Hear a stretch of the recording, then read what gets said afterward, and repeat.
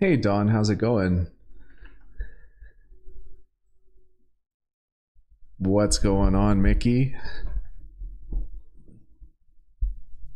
It has been a while. I'm excited for week one. I haven't watched a lick of preseason football, so I am excited for this game to say the least. I'm muted? Okay. Let's see if I can figure it out. Hmm.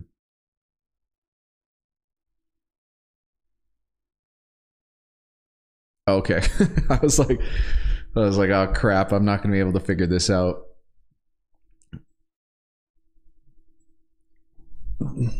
How you doing, Mickey? How you doing, Don? I'm gonna be doing a solo stream tonight. I think gonna be trying to do as much as I can this year.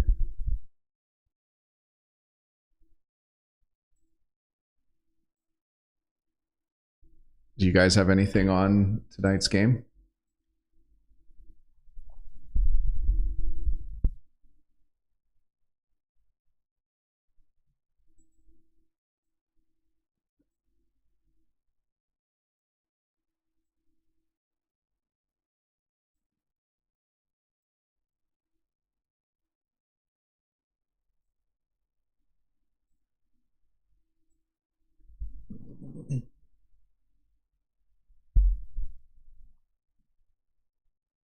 Yeah, that's tough. It didn't move too much though. Well, it moved down to 4 minus 104.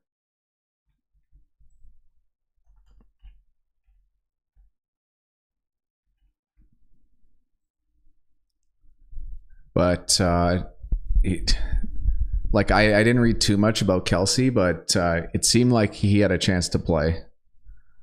So I don't know if they're keeping him out to be precautionary for the rest of the season or what it is. Don, you're on the over 53.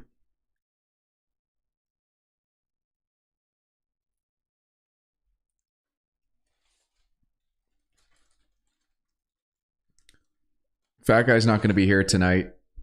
He's he's been gambling a ton, so it's just hard for him to take 3 hours to watch a game.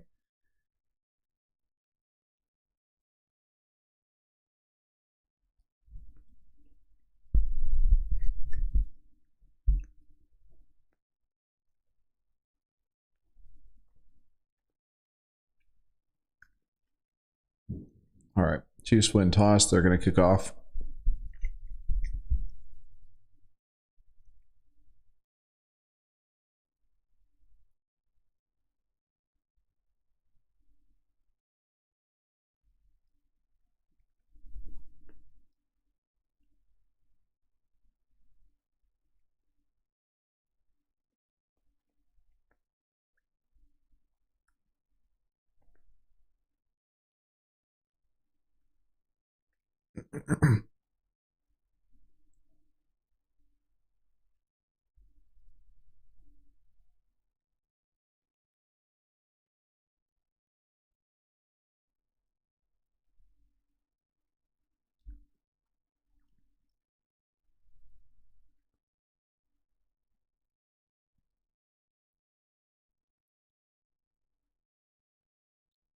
Lots of movement early from Detroit on offense.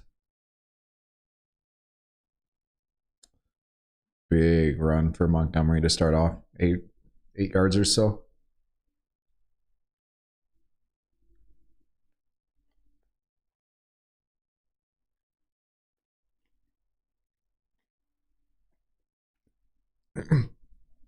Everything's going well, Jamie. How are you?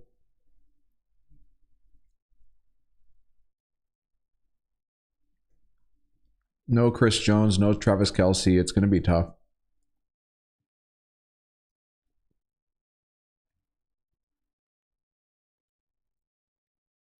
I was just looking over the future odds. I was very surprised to see Detroit has the best future odds to win their division.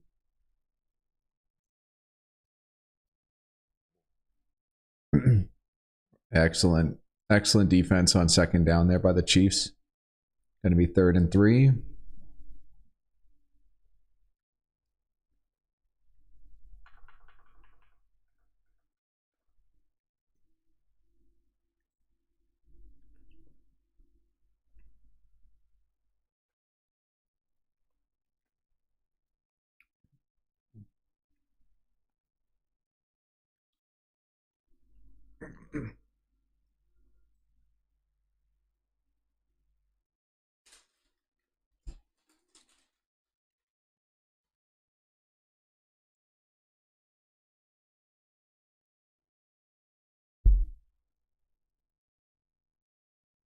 Goff was plus 30 QBR under pressure last year.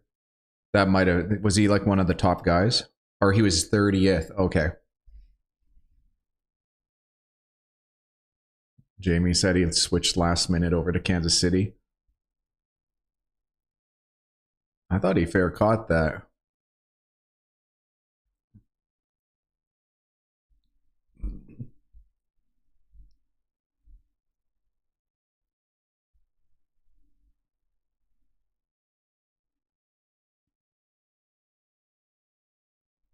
Well, the good news for Goff is if Chris Jones isn't playing, that's got to be a couple less snaps under pressure, you think. But we'll see what the Chiefs are able to do defensively from a game plan to see how they can get to him.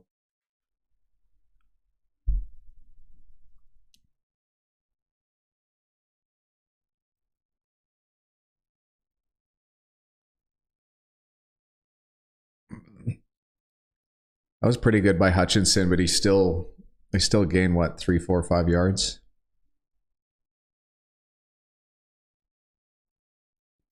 They're trying to get Hutchinson thinking over there by using that play rather than just pinning his ears back and going straight downhill.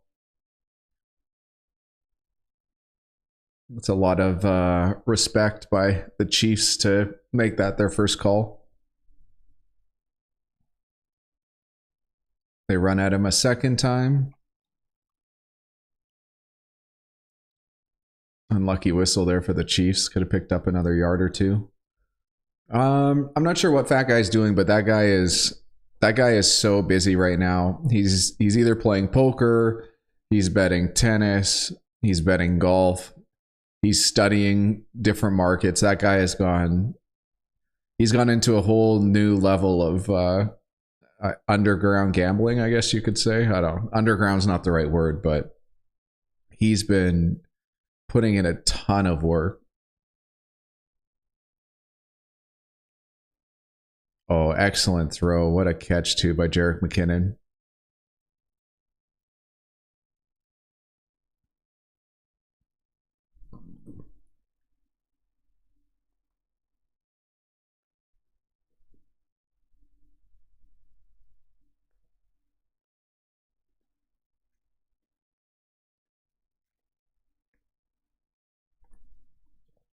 Great timing by McKinnon.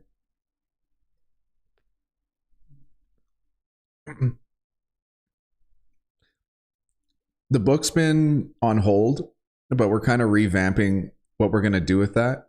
And I think it's not going to be a book. I think we're looking at turning it into maybe like an online course or like an online learning program. But as far as pen to paper or keyboard to Google Sheets or Google Docs in our case, it's been less of that, but it's more like Fat Guy has been putting so much work into like the knowledge of betting that it's in his head. We just have to extract it and kind of write it out. So it's been like there's been a lot of progress and no progress at the same time, if that makes sense. It's going to be my job this year to just extract data and information from Fat Guy and make it I guess, bite size for people.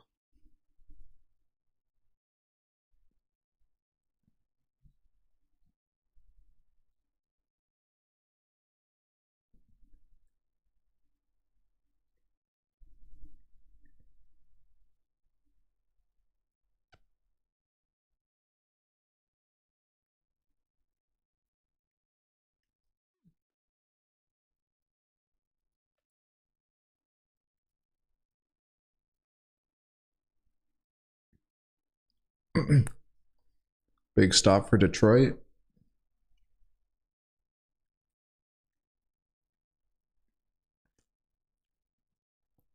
Yeah, Mickey. It's almost like one of these games eventually has to be, you know, a 13-7 game.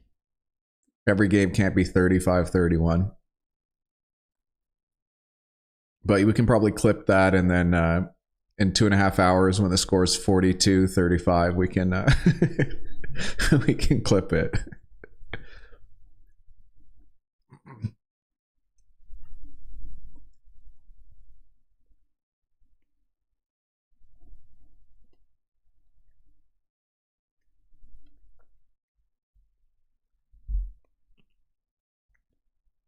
I was trying to get Betstamp set up on my screen.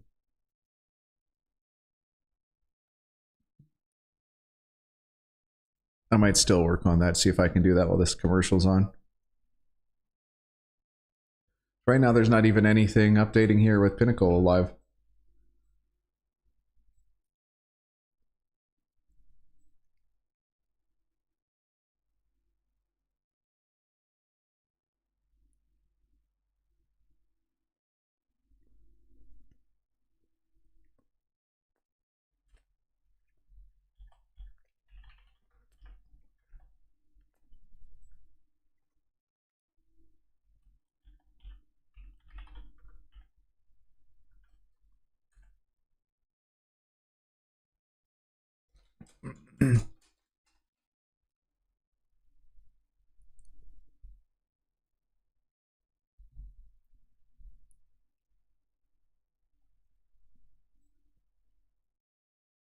Thanks, Mickey. Yeah, I'm just trying new things out, seeing what can help people out, what can maybe catch on YouTube. We got to figure out how to grow the channel. It'd probably help if we did stuff during off season.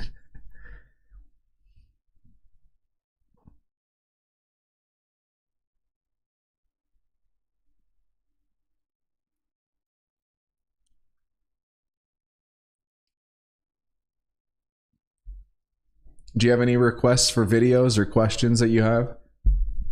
There's no pressure now, too. Just throw stuff in the Discord if you think of anything, and then Fat Guy and I can work on it.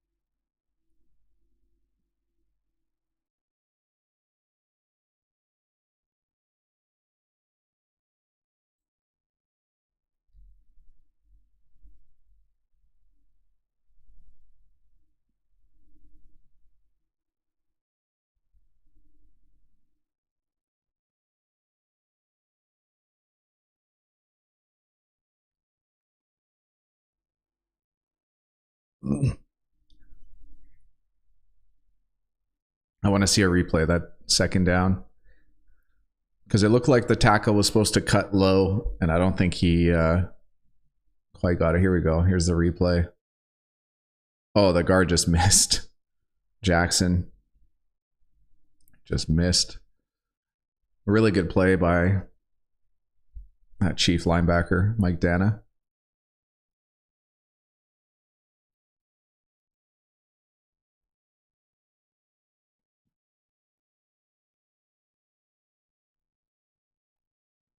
Oh, this is not good for Goff.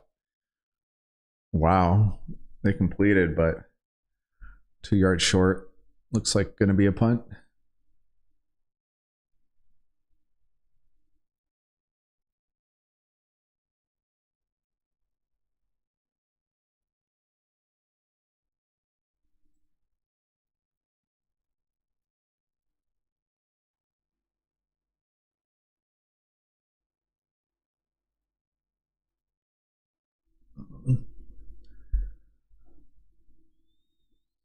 Oh, what a play. What a call by Detroit.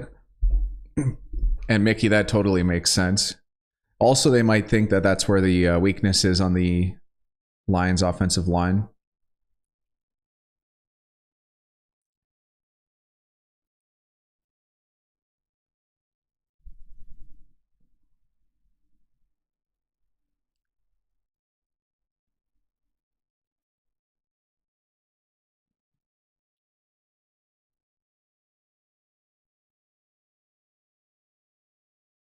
Man, this is why the Lions have become one of my favorite teams in the league.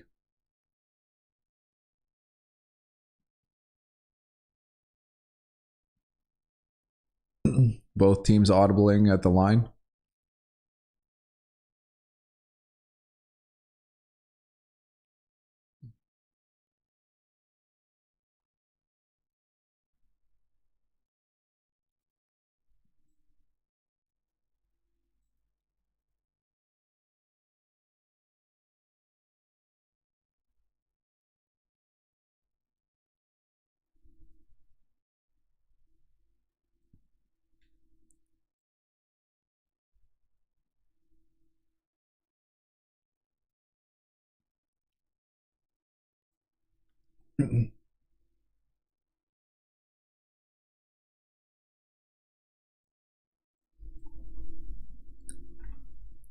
Sorry about this. Just trying to get everything set up here. There we go. I think that's a lot better.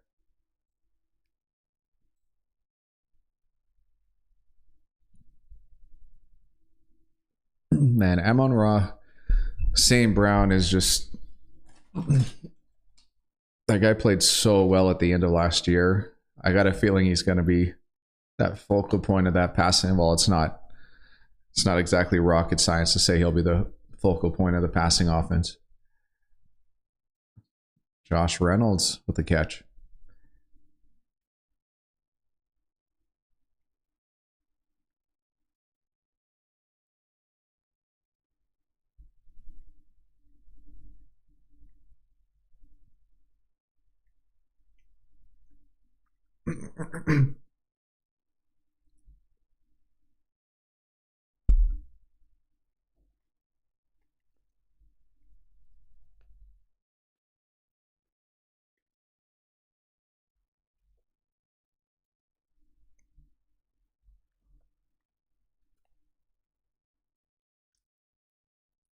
That offensive line with Montgomery has been effective on those first few carries. Yeah, that last play action throw to Josh Reynolds was terrific. And that's the thing about this offense, right? It can play to those strengths.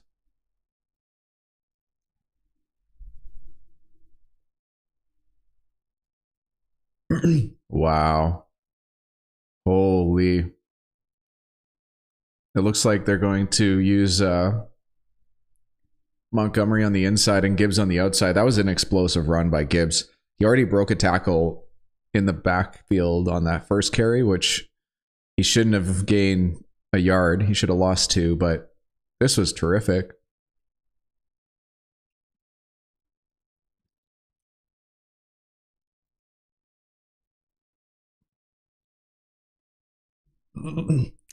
It's pretty crazy that he can take that contact, but pretty much keep his speed, which he did there.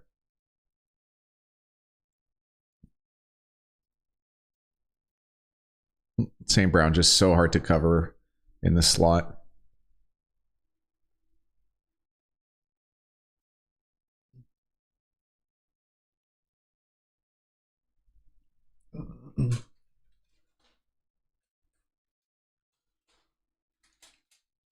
The OU for this game already, well, I guess depends where you're looking, but 46. I got a feeling I might have to log into Pinnacle to get any updates.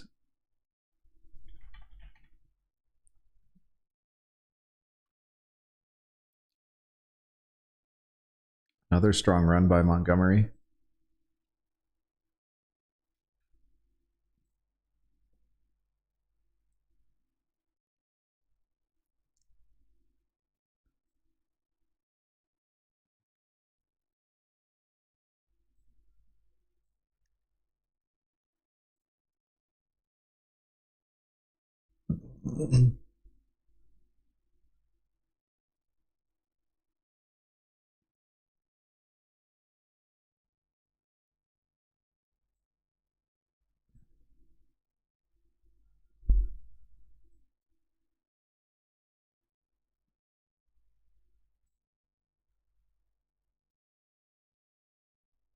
Okay, there we go. I don't get why they're really behind with the live lines at Pinnacle today.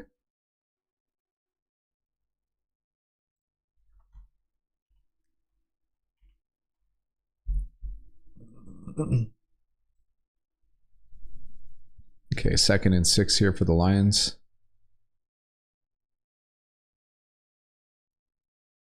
Oh my. He would have walked into the end zone there if he didn't slip.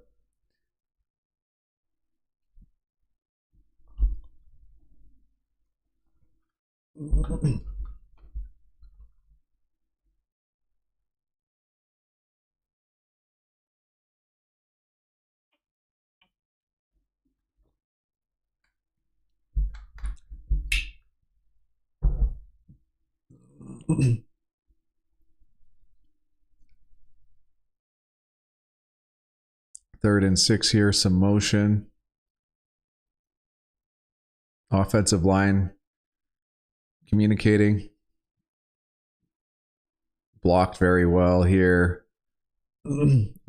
Amon-Ra St. Brown touchdown.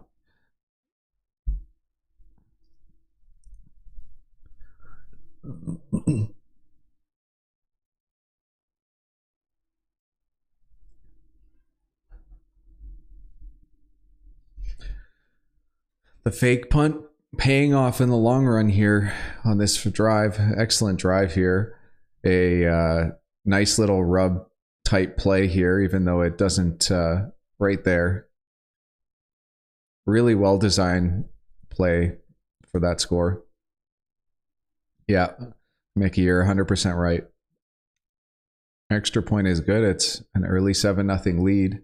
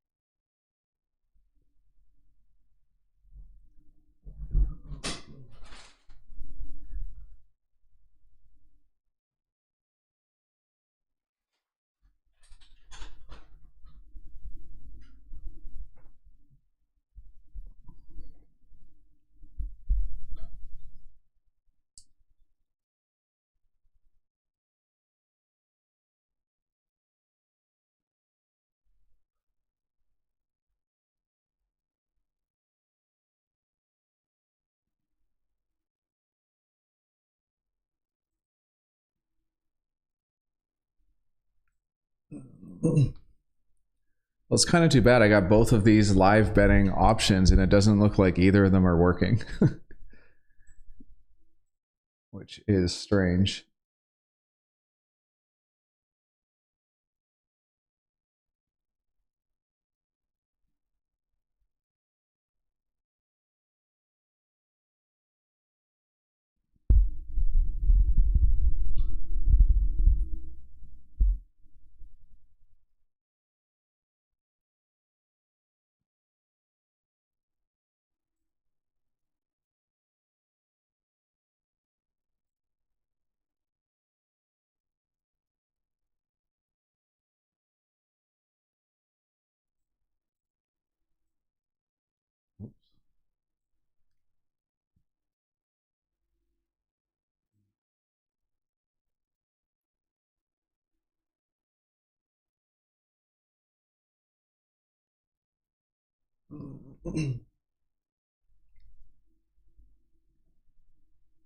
And they got Teddy as the backup too in Detroit. That's a nice pickup.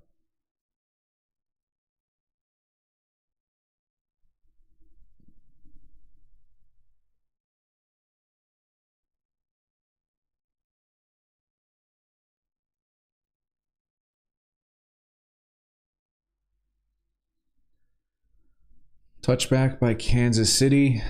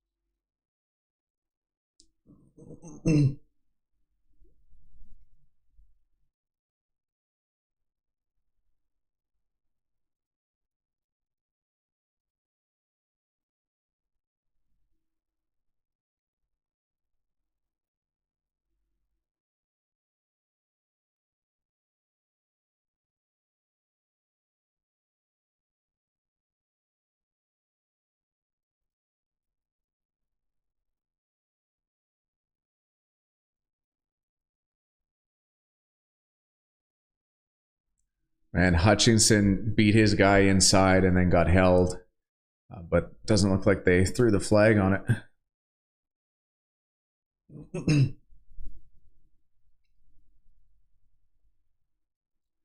I'm really interested to see how much Bieniemy made a difference as the offensive coordinator.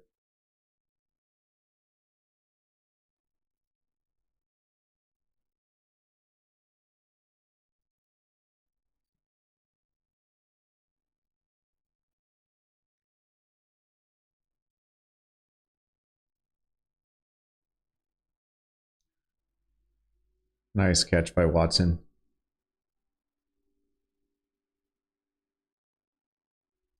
Man, I want to know what the over-under was on seeing Travis Kelce with the towel around his head, or around his neck, I should say, not his head.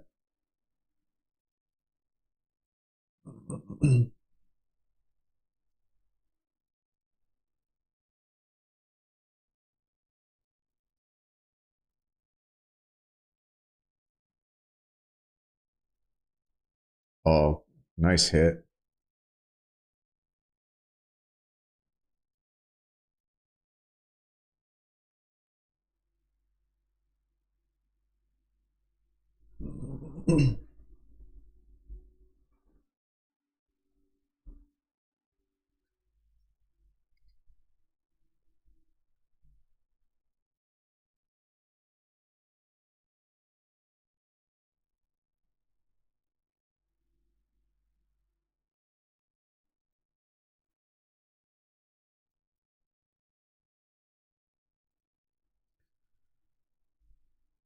Gardner Johnson on point for these last two downs for Detroit. The NFL spreads bet taking. Part of it also makes me wonder how much of it is just like the different camera angles. Because the closer you get to the action, the more like incredible it looks.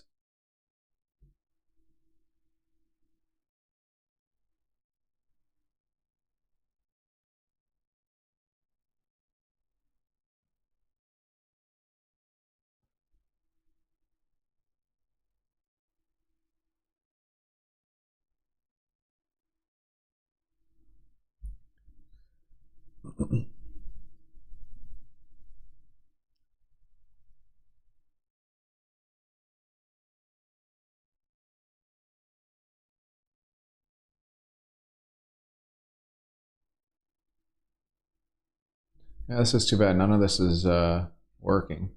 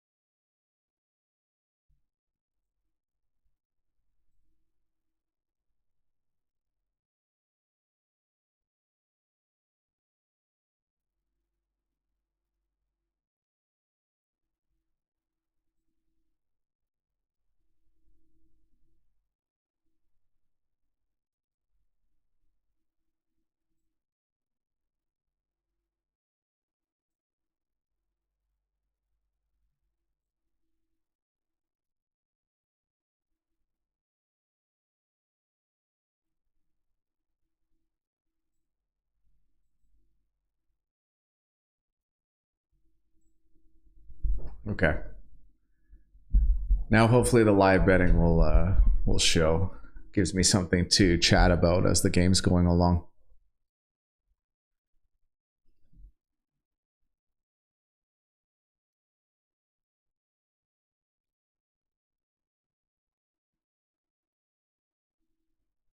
Man, Mahomes is just an incredible player. He really is.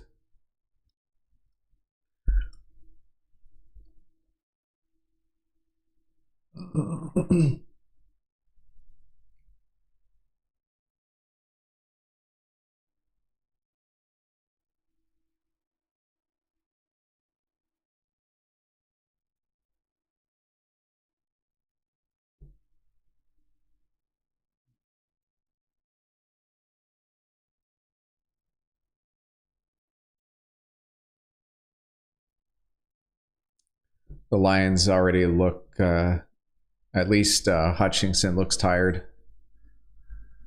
He wasn't on for that last play. Second and goal here. They're going to bring in a lot of big bodies on defense.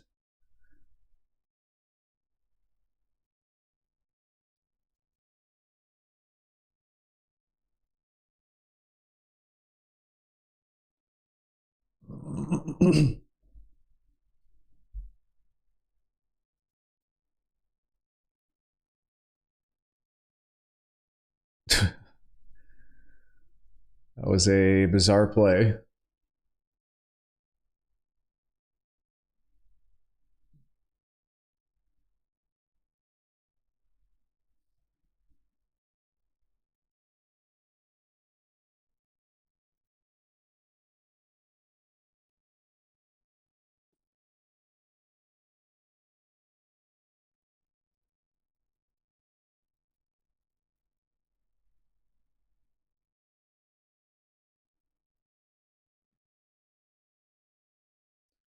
Touchdown, Chiefs.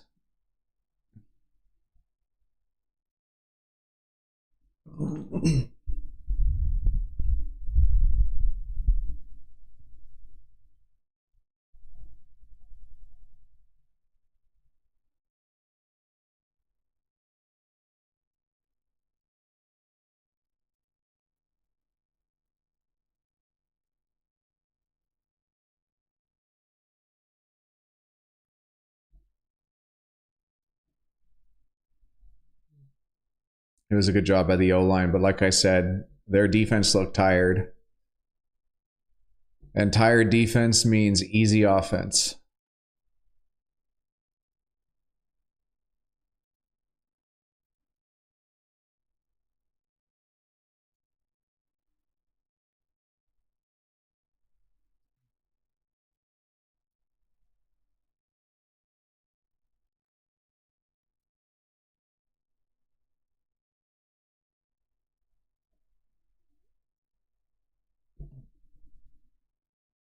I'm surprised that the money line's only minus 170 for the Chiefs, but I guess it all makes sense. It is a tied game. Detroit's going to have the ball next. We're already into the second quarter, so it all adds up. I shouldn't be that surprised.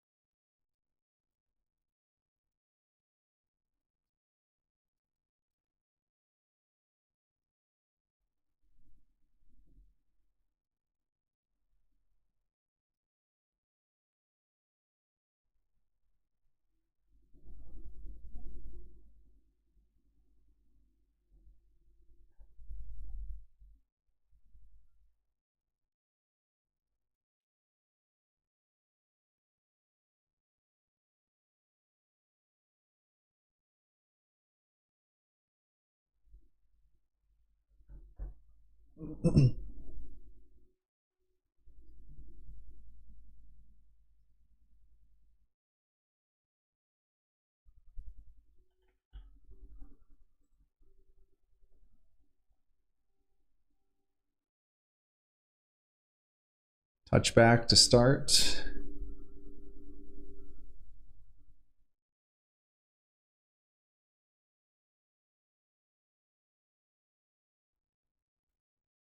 It'll be interesting because the Lions on offense so far have looked like a more well-oiled machine, whereas the Chiefs are pretty much just strictly going off of Mahomes to create magic.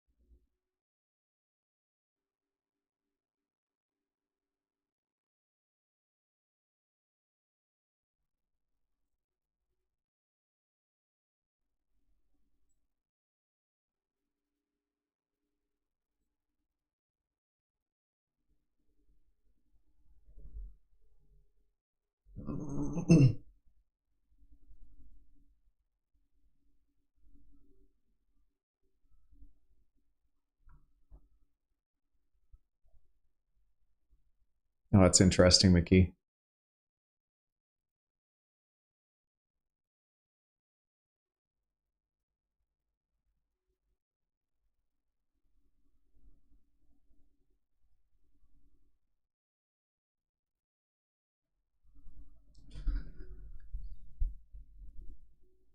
Love this call. Love that quarterback sneak on 2nd and 1.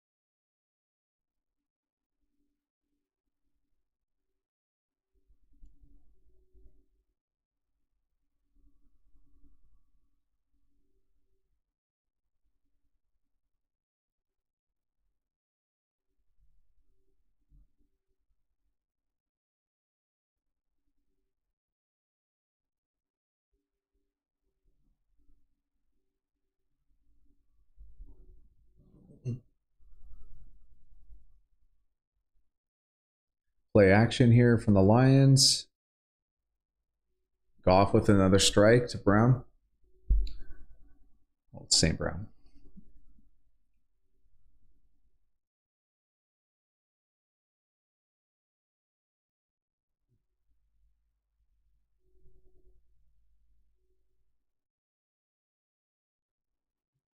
Goff did a great job stepping up into that.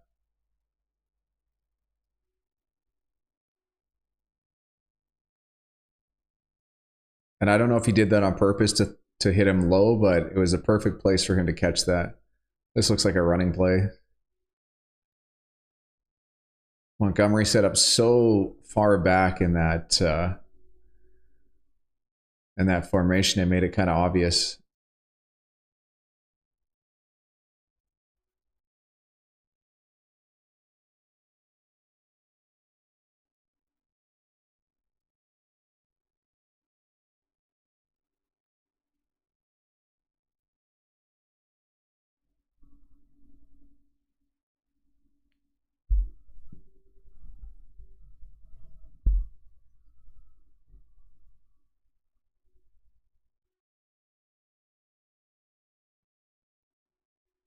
Oh, easy.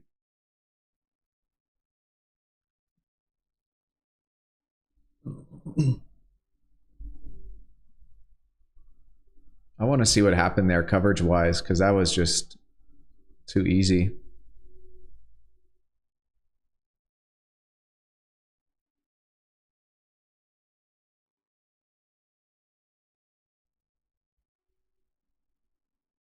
It looked like it was zone, but the linebacker followed. I don't know if it was Amon-Ra St. Brown. But Lions take advantage of that Chiefs mistake on defense.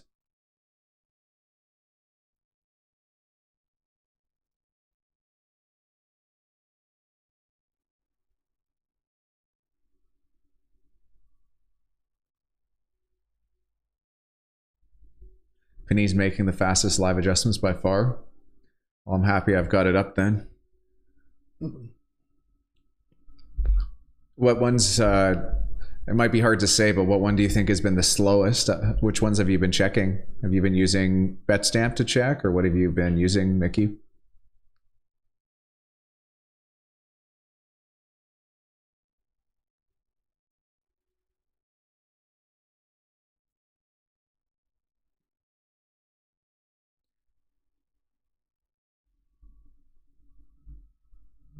It's nice having this Gibbs Montgomery combo because they both guys are going to get 15 to 20 touches a game on unabated. I think Fat Guy has unabated, so I gotta reach out to him to see if I can get that working for myself and on the stream. I think it would be nice to have.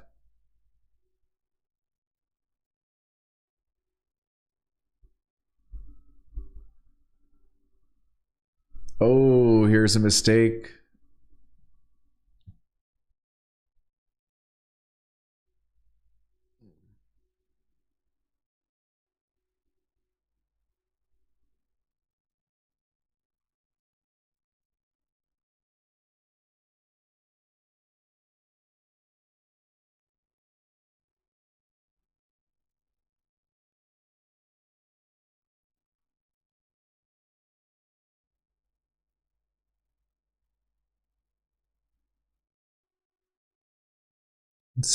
Calling for the screen on 2nd and 20, or you already know something I don't?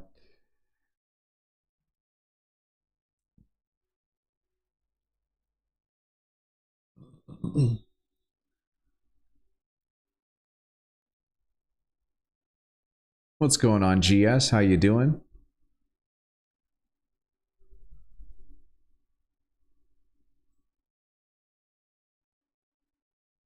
I just guessing. It was kind of a screen. All right, 3rd and 10 here for the Lions.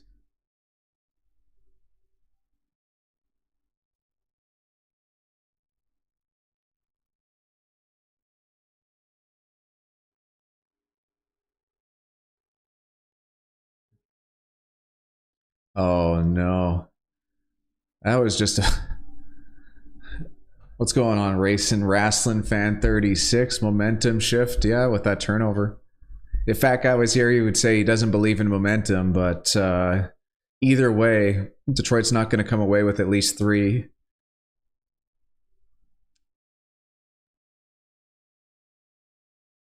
Was that Marvin Jones with that fumble? Who was that? Who is number 0 on the Lions?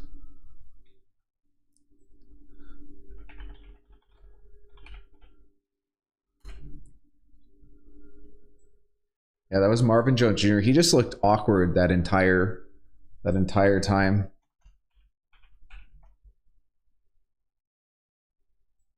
Like he caught that going backwards on his heels.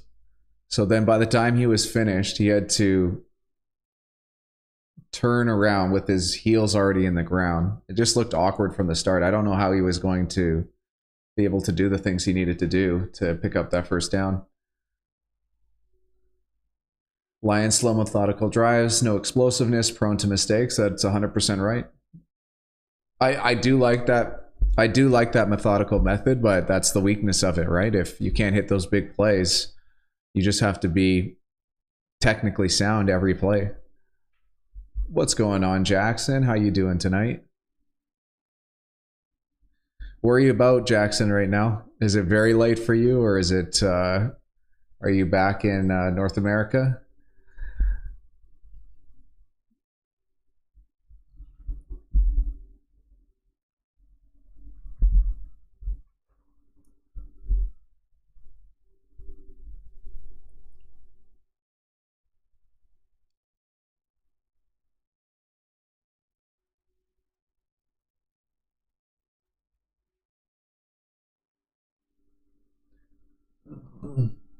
Oh, congrats, Jackson. That's nice to hear. I'm sure it makes it easier though for the time change though. It can be hard watching all these games at what, 3 in the morning? Actually, it's not. What is it? Yeah, it'd be 2 a.m., 3 a.m. Jackson is living his best life. But congrats on going for your masters. That's pretty exciting time.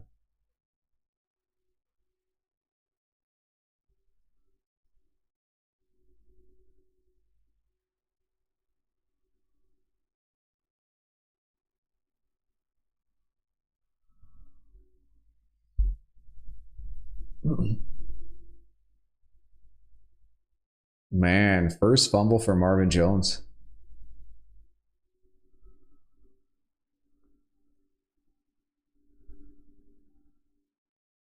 His parents are mic'd up.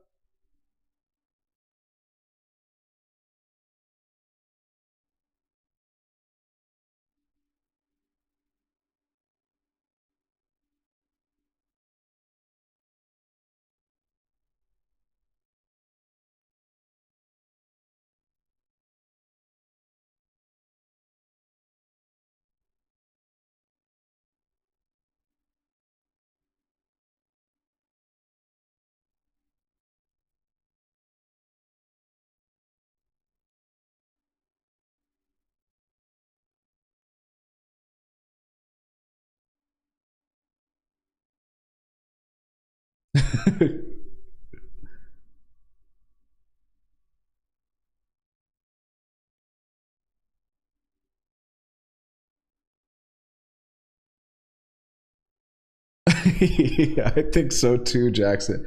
I can't believe they have them mic'd up. You got to be pretty damn careful with those mics. They got they got to have some special mics for sure.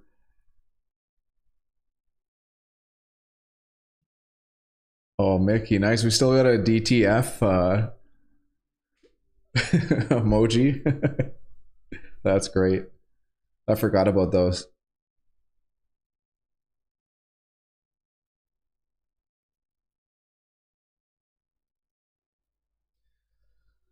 So currently at Pinnacle, Chiefs -3 at -128, -172 on the money line. The OU's at 45 with the juice on the over at -112.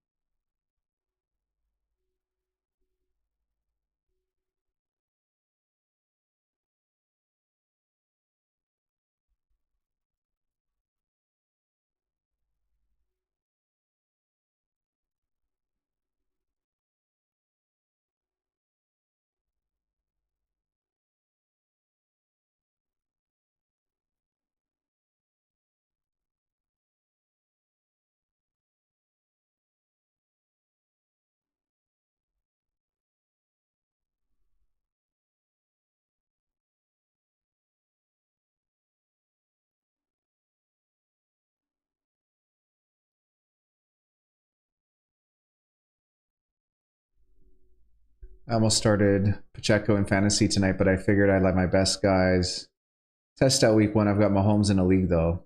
Nice.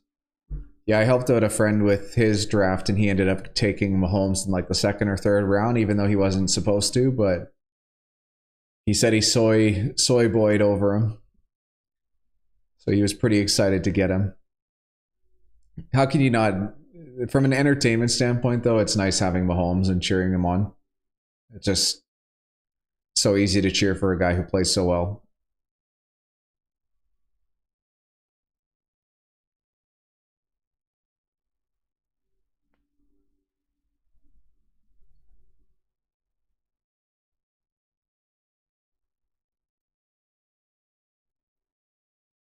Oh, lines down to 2.5.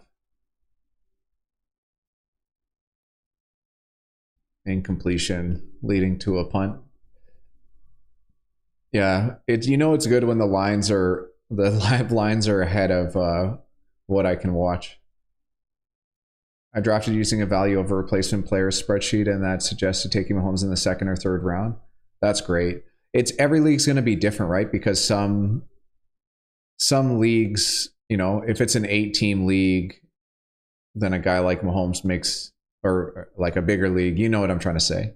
The more teams, the more players, it can affect the value of every player in every position by quite a bit. His was structured where it was like PPR, and there's extra flex positions, so it just puts a emphasis on some of those 10 team non PPR. Yeah, but that's great. I'm glad you're able to find like a replacement value over replacement type sheet. That's great.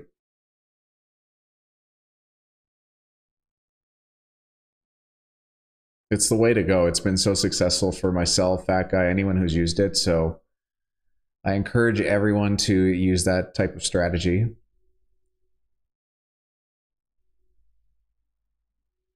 I feel bad for anyone who took Kelsey in the first round or second round with him not playing this first game. That's a tough hit.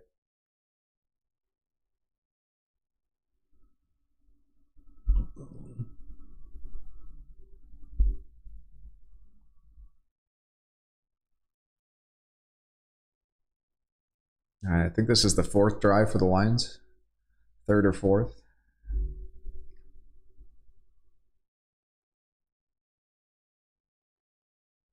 Again, more success running inside with Montgomery.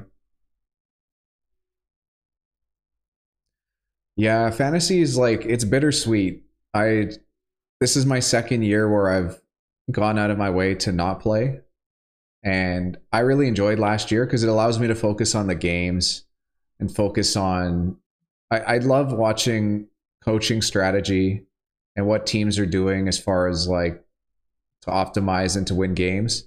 And I find that if I'm in fantasy, I get too obsessed over certain players and how they're performing and how their opportunities are looking that you end up caring less about the games and more about that. And it can be exhausting, especially if you're checking player news. You have to check it 2, 3 times a day, depending on how leagues are set up. Yeah, Kelsey was fifth off the board. The guy took Aaron Rodgers third. Oh my goodness. Well, that's the thing, right? Like if people are just newer to fantasy, they're going to make those types of mistakes.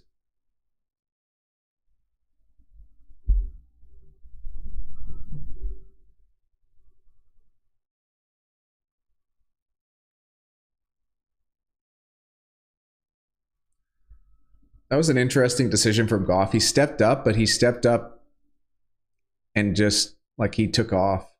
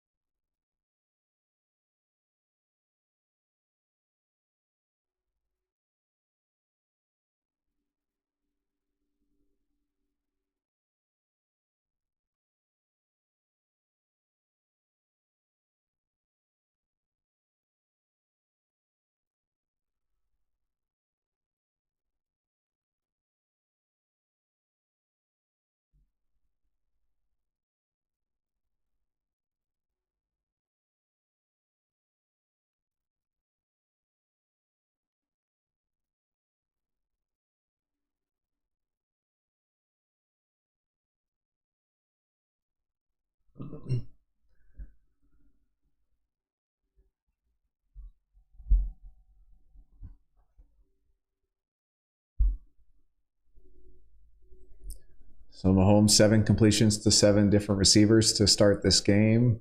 They're going to get the ball here at that 2-minute warning. DraftKings jumped to 5.5 live. Wow, this Chiefs one did too. Or Pinnacle did too, -5.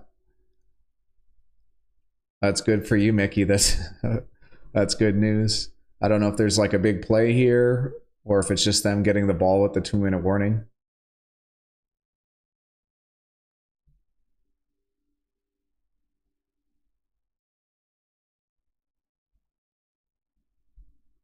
Six and a half now. And it's safe to say like that's the number at the 2-minute warning. If it's 6.5 there, I'm just going to quickly check to see if I can put $1 single on this just to get the bet down. So it allowed me to put that bet down, Chiefs -5 at -110. So I don't know if that's a win or what, but yeah, DraftKings has the fastest algorithm. I could see it. I could see that.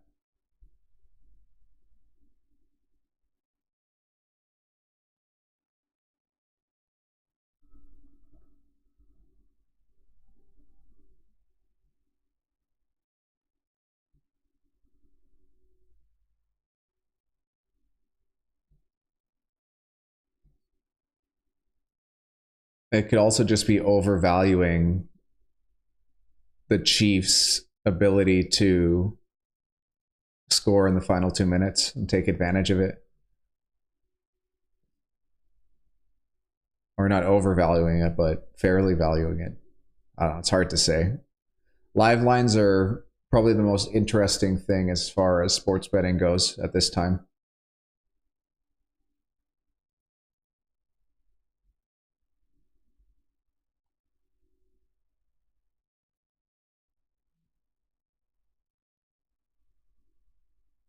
Like, I feel like this line is almost already assumed that they're going to score. But they also, it's a tie game. The Chiefs will most likely keep the ball until the end of this 2-minute drive. And then they also get the ball to start the next half. So I can see how that affected the line so much. But it's so important. Like, I feel like not enough teams emphasize just trying to keep the ball till the end of half, never mind score. Yeah.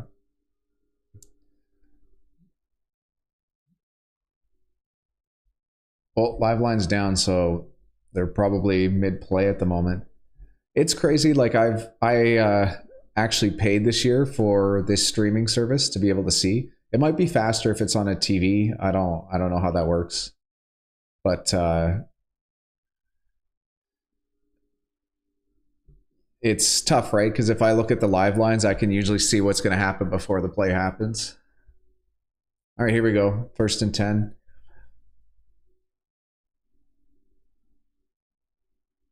They air it out here into triple coverage. Yeah, it is the only time you can get back-to-back possessions without a turnover.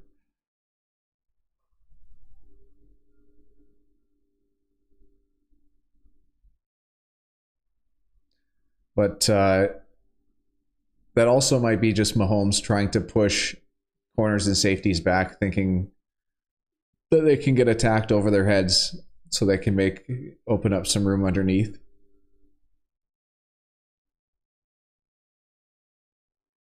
There we go with the underneath play. Not much here. It's going to be 3rd and long.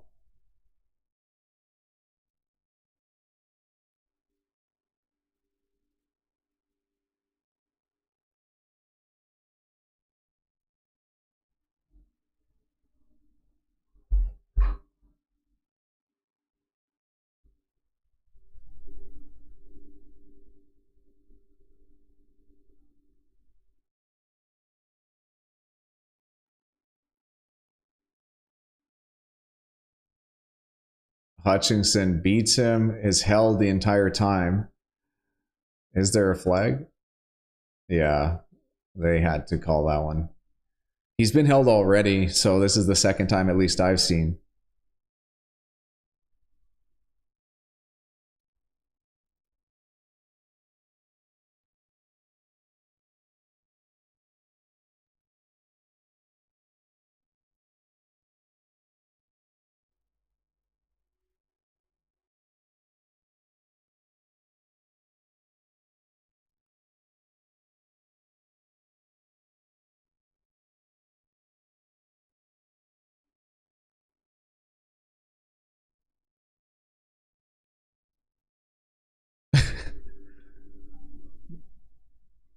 Hutchinson is. I've been watching him on most of these downs, and he's incredible. He's really good.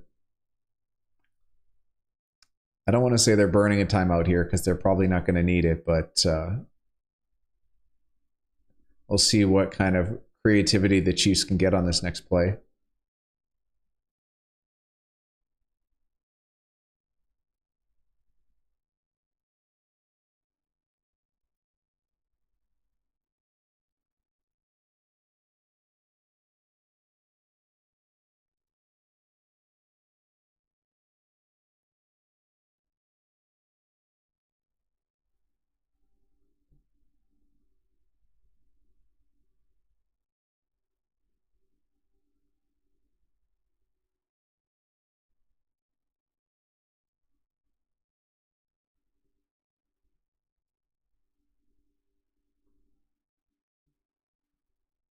All right, here we go. 3rd and 17 for the Chiefs.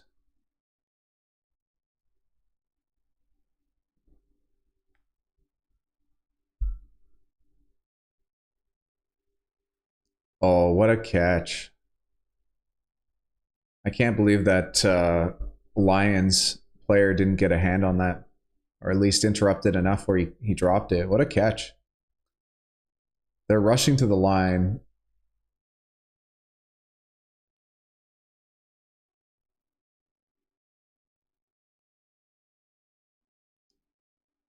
Watson gets out.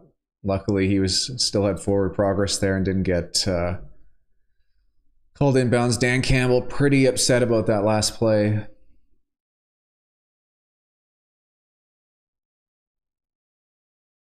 What a catch by Valdez-Scantling.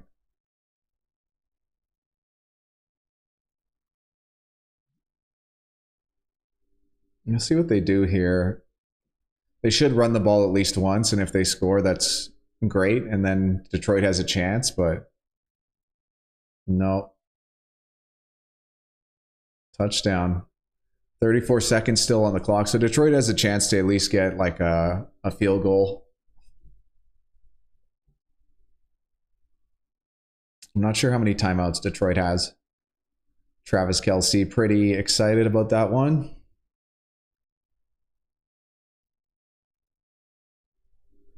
Lines up to 7. It's crazy that DraftKings 6.5 to 7 after a touchdown, right? But that's how much they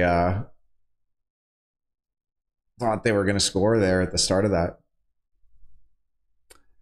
Chiefs are missing a player here, but they still have a timeout, so just use it. You don't often see timeouts on extra points.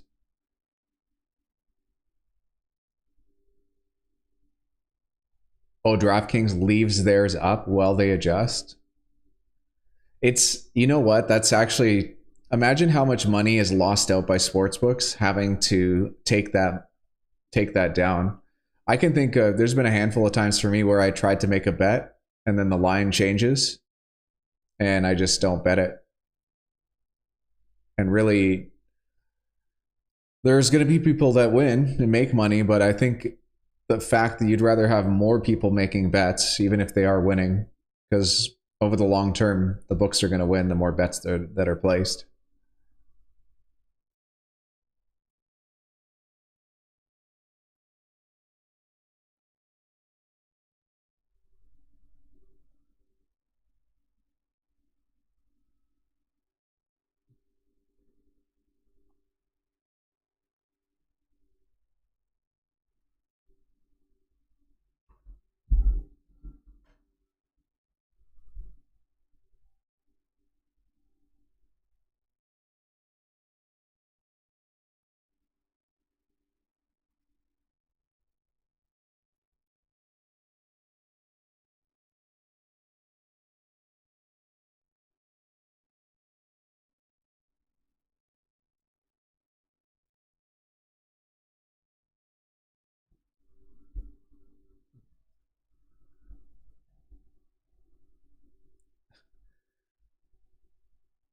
Yeah, Circa, like I feel like Circa and Pinnacle just have different priorities as far as sports books go, whereas DraftKings is like they're just trying to get anybody.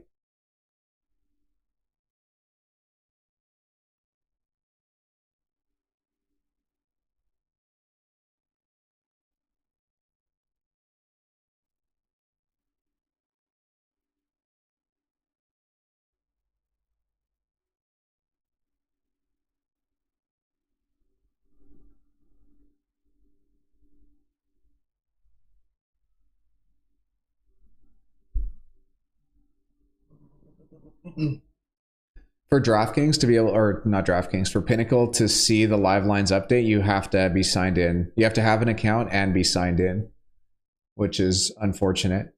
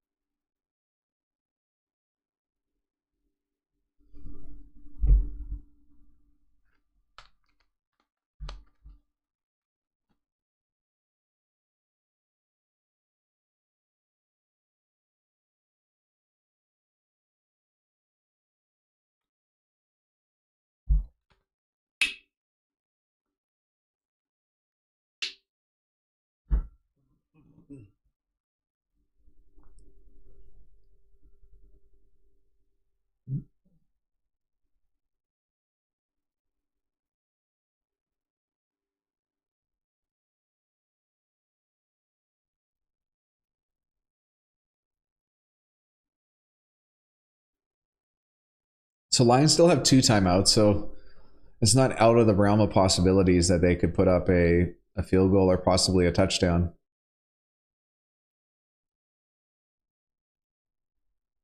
But like GS said, when you're more methodical on offense, you can't make those. There's just less room for error.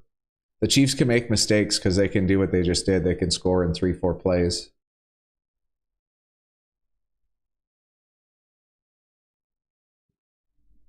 And Jackson's got to be happy with that Mahomes drive, 92 yards, a touchdown, 5 completions. I guess completions don't count in fantasy, so but 92 yards and a touchdown doesn't get much better than that. This is tough. Like, do they even take a timeout? They kind of have to.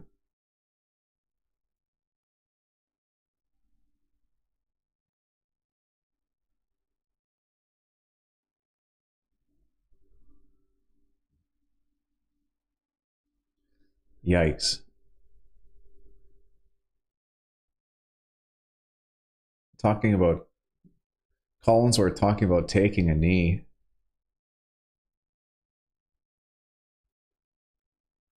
Throwing for a 5 yard in is pretty much taking a knee.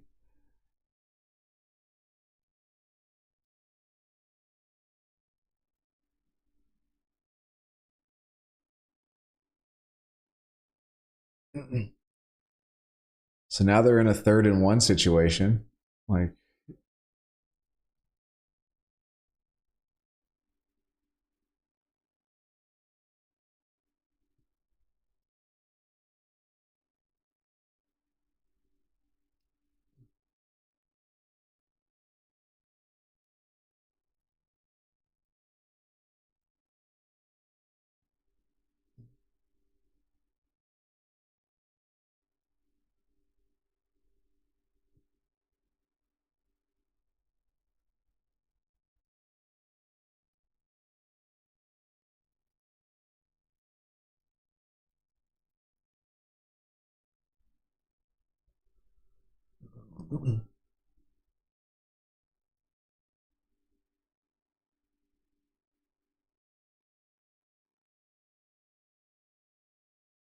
oh my goodness.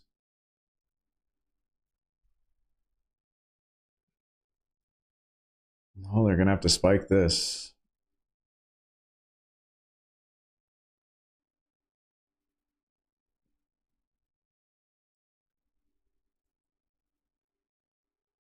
It's these kind of possessions that just make you kind of lose hope. Like you can't if you're a Detroit Lions fan and you see this drive, like, it's disappointing. And think about, like, this team is considered the best team in their division by the odds makers or by the betting markets.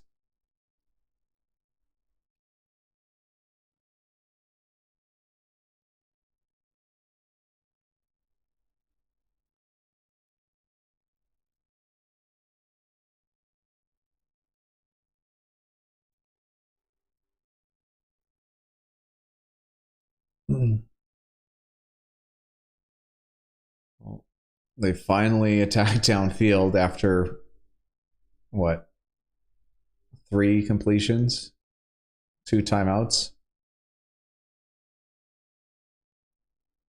Yeah, Mickey, I'd be interested to see.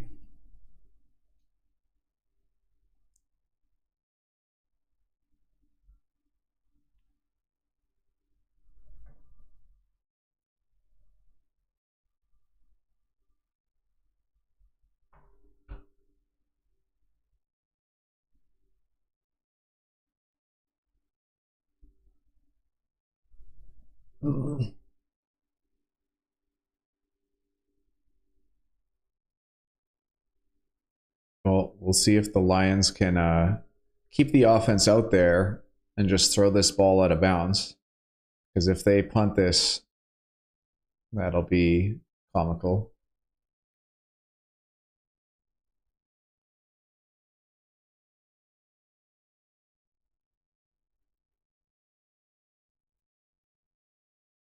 They don't need to get.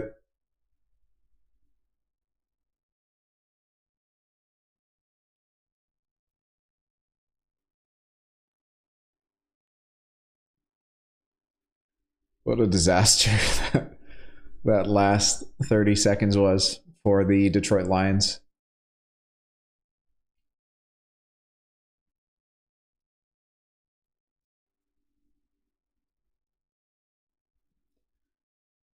All right, live line at the half, 7.5. The juice is on the Lions plus 7.5 at minus 120. Chiefs to win minus 370. Over under for this game 46 with the juice on the over at minus 114.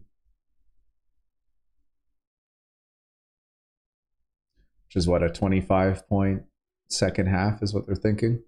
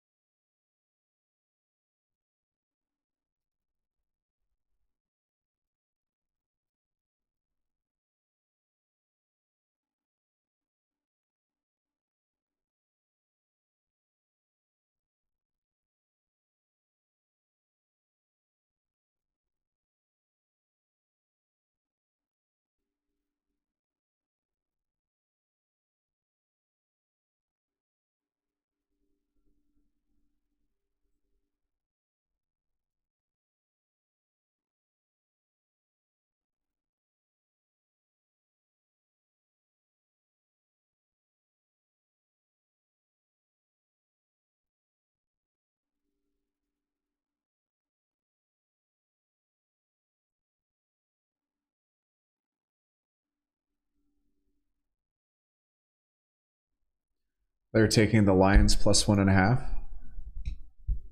You're gonna leave it.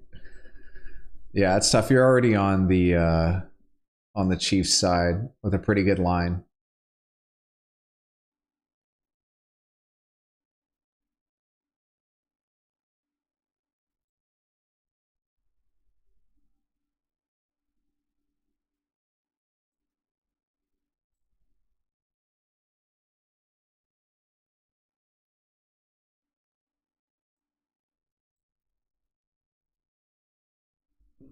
I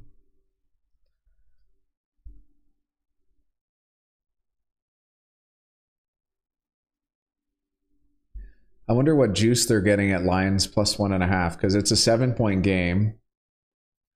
Pinnacle has this at plus 7.5 minus 125.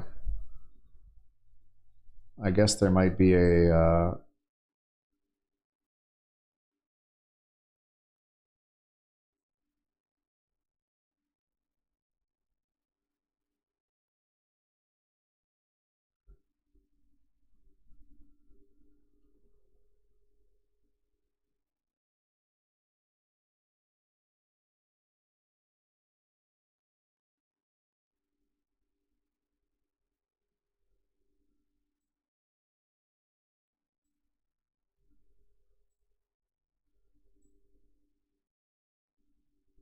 It doesn't look like at Pinnacle you can even bet the second half.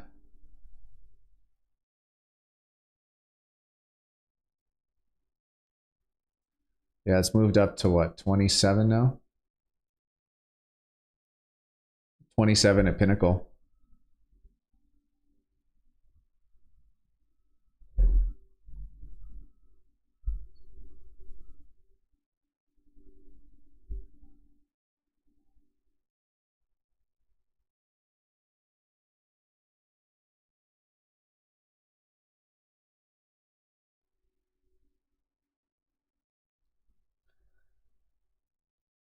I know this isn't true, but it almost feels like anywhere from like 21.5 to 27.5 doesn't really matter because it feels like both these teams are just like touchdown teams. Well, the Lions aren't so much, but they're going to have to if they're down.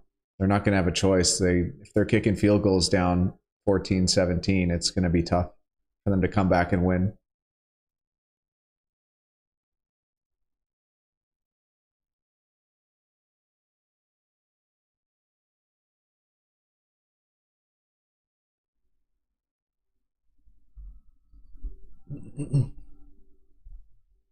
The first half yardage implied a 25.5 point first half. And that pretty much lines up with what was the over under at the start? It was higher than that, right? It was 50. It was 53, I think. I can't remember off the top of my head. I know that Don Pham got 53.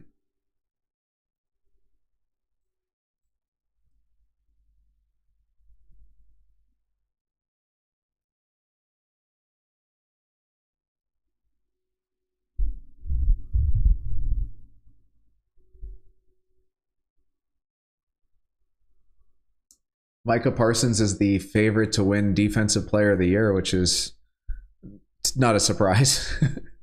It's not a surprise to me.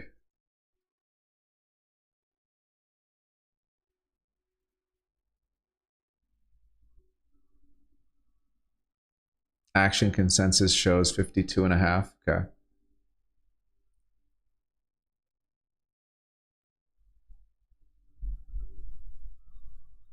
Yeah, that Kelsey injury probably brought it down just before kickoff.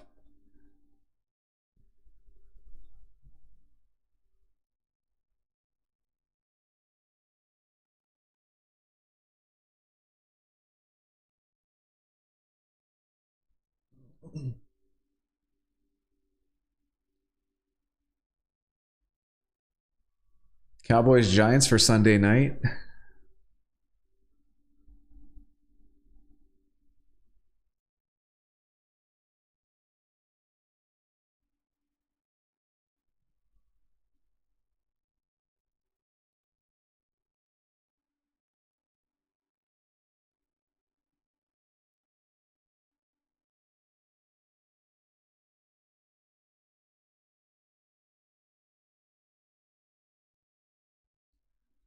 White shoes with jeans is a good look. That guy's got some style. Unabated consensus line was 53. Yeah, it's come back down to 47.5 off of 48 just a few minutes ago.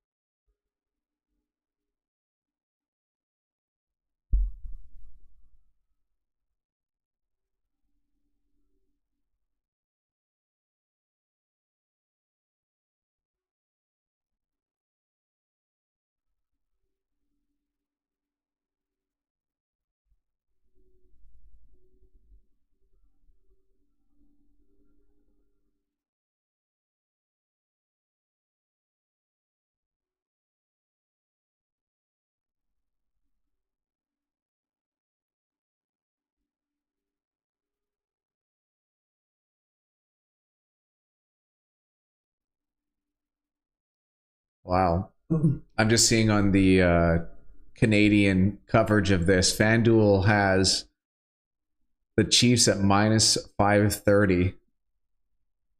And on Pinnacle, it's minus 372. That's a huge difference. Detroit Lions money lines plus 360, which is almost in line with the Chiefs minus 371 on here. I don't know why those numbers are so crazy at FanDuel.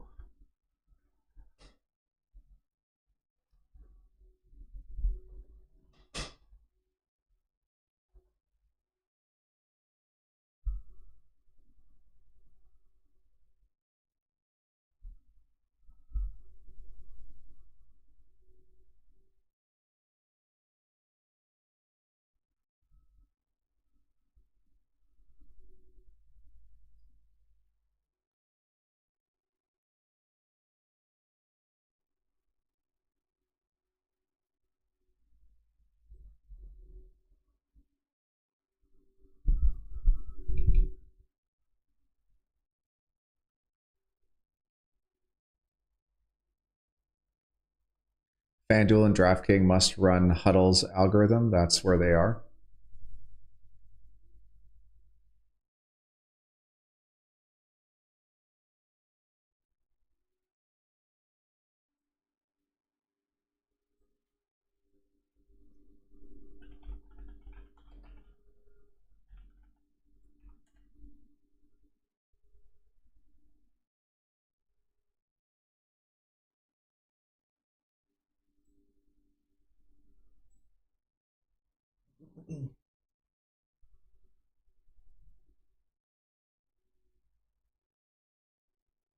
Yeah, it'd be interesting to know how many different algorithms there are.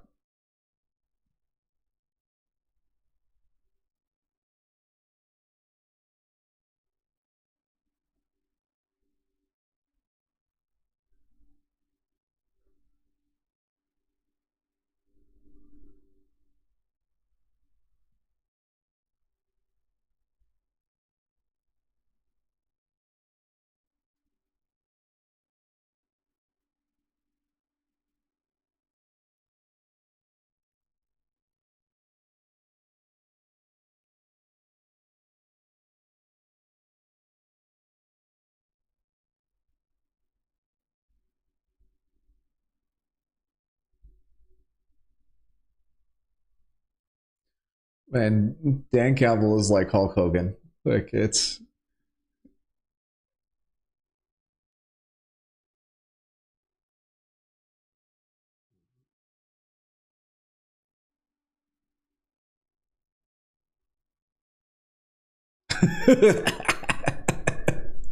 Hey, how can you not like Dan Campbell?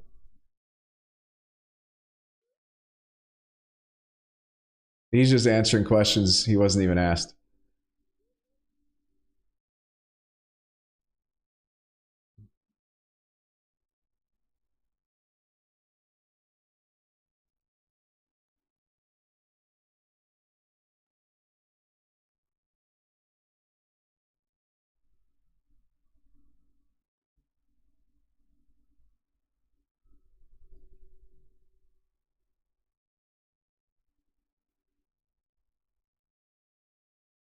Screen. Checo did a great job making more out of that than he could have. Doesn't look good though here.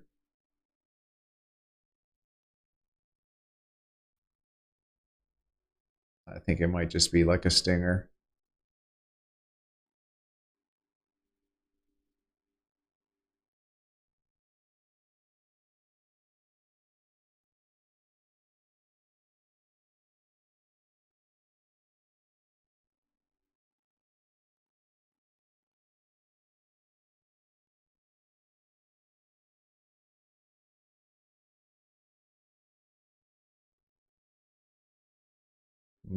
Looks like maybe his groin or hip flexor.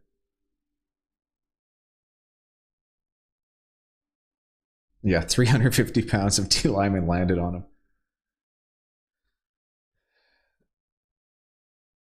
Hopefully he's okay.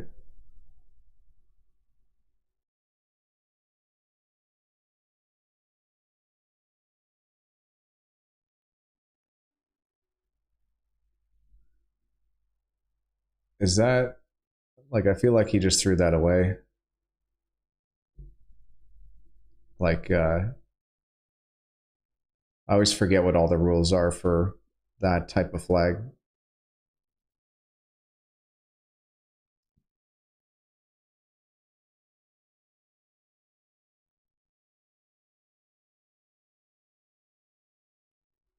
Second and 10 here for the Chiefs.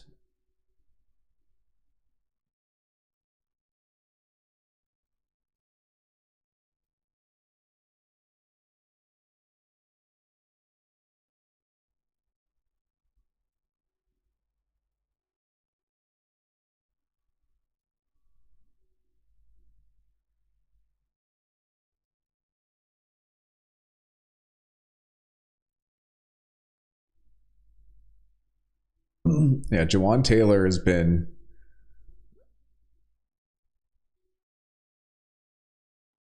he's been moving the entire time.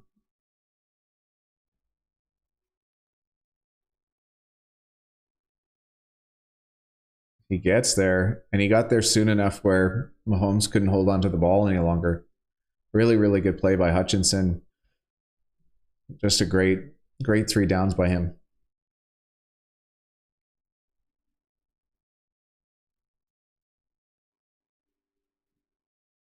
Well, that's the other thing too about if Jawan's going to play that wide and drop that fast, there's so much room on that guard. So it's actually working against him if they're going to push Hutchinson inside.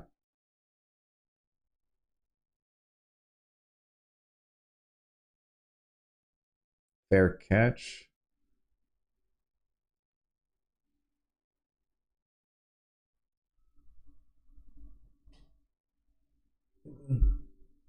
Well, the Chiefs weren't able to take advantage of that second half, the first possession of the second half.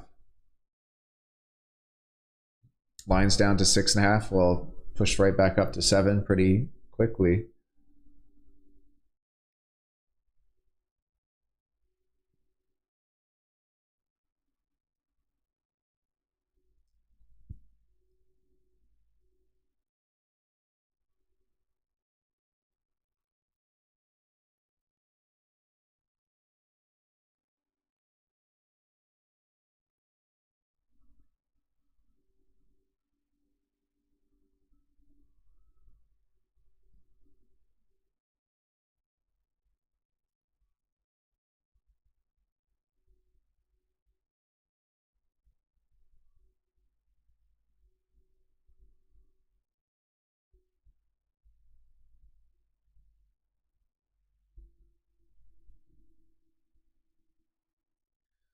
Live OU down to 45.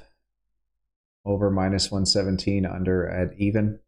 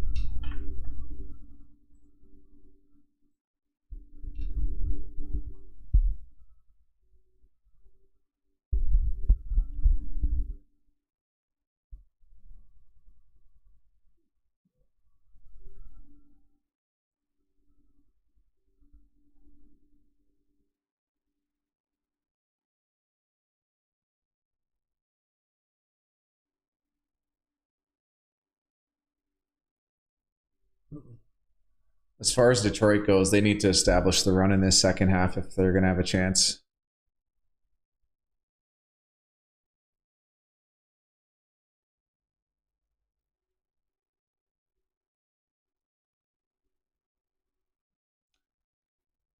A fumble and 2 drops from Marvin Jones. This has not been his game. Usually such a consistent, excellent player.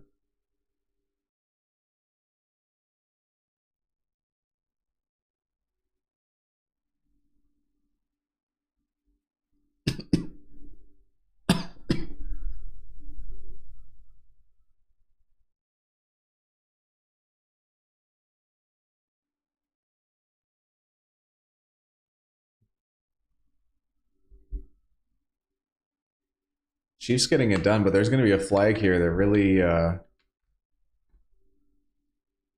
that's going to affect this.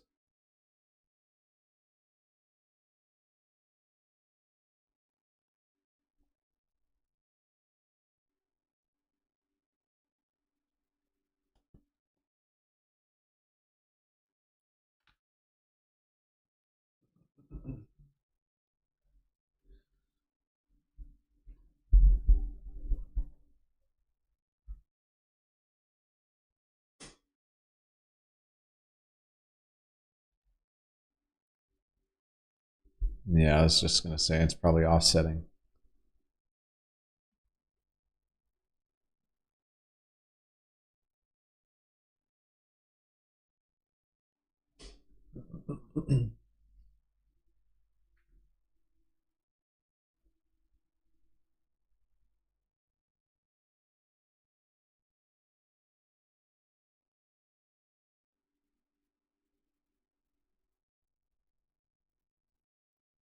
Wow, that was there's not much there.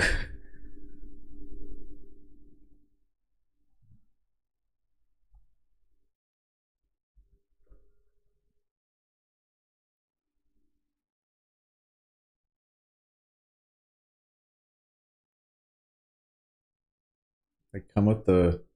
It looked like it was going to be a blitz, but they rushed 4, and they did a good job getting there. Like Mickey said earlier, it was that inside pressure that forced Goff to get rid of that early.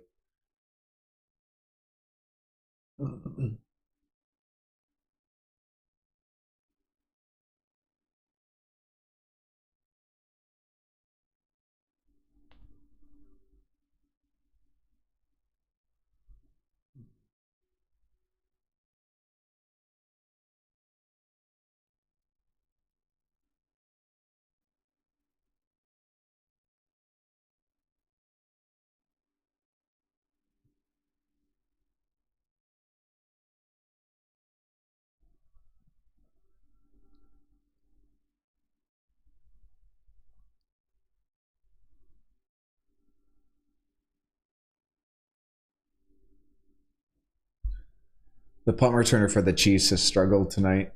I don't want to say struggled because he hasn't made any mistakes, but it hasn't been the strongest of play from him.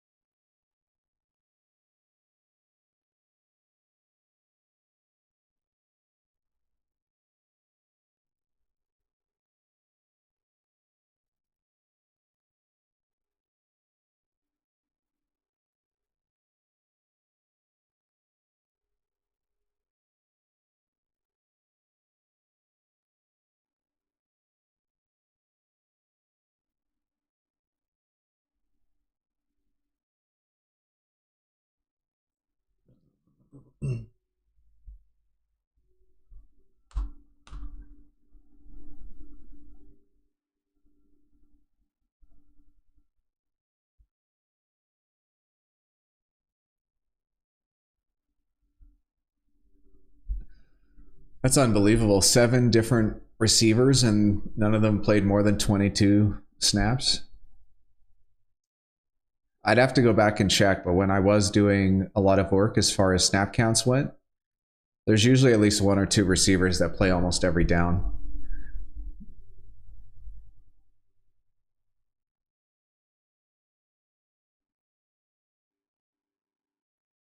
What a play. That was a really, really good play by Jack Campbell.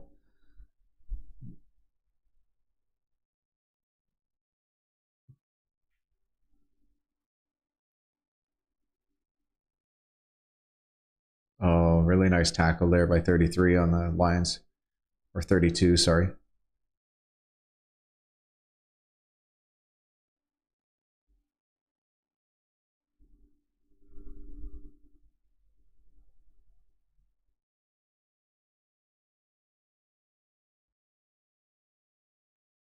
So that's an interesting point they just made, is that they tested his knee out in the morning and they knew he wasn't going to play in the morning. So I'd love to go back and see if and when lines moved for, if that information leaked out. Oh, here is a big play, touchdown.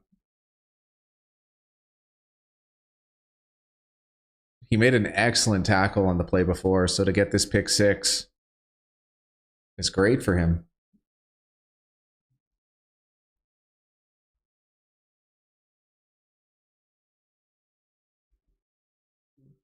Brian Branch.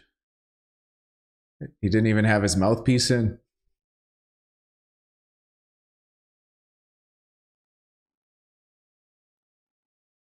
That was a great catch. Like it wasn't super difficult, but I've seen lots of guys drop plays like that. It was a gift, Mickey. You are right. Kadarius Toney.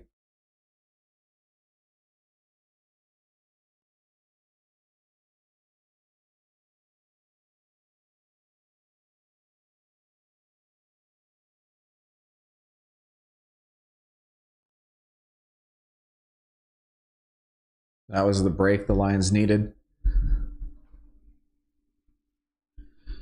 Now the spread's back to 3 for the Chiefs. Minus 168 on the money line. Over under 51.5.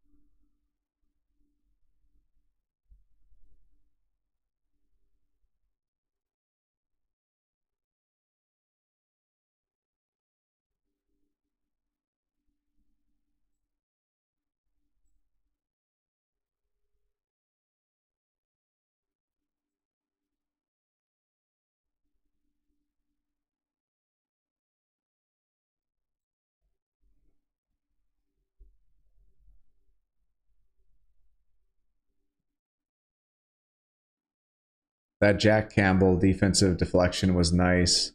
Branch made a nice tackle on the play before, and then this Tony mistake turns into a touchdown.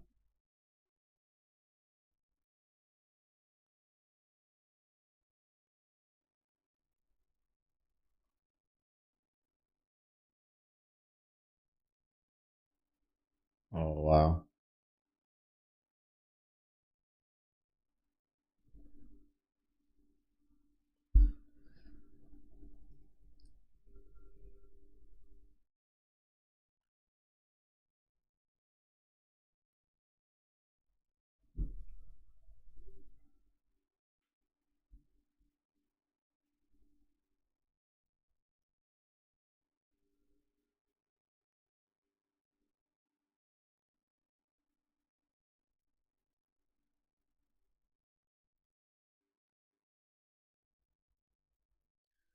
Looks like Pacheco's very, very close to the first down marker.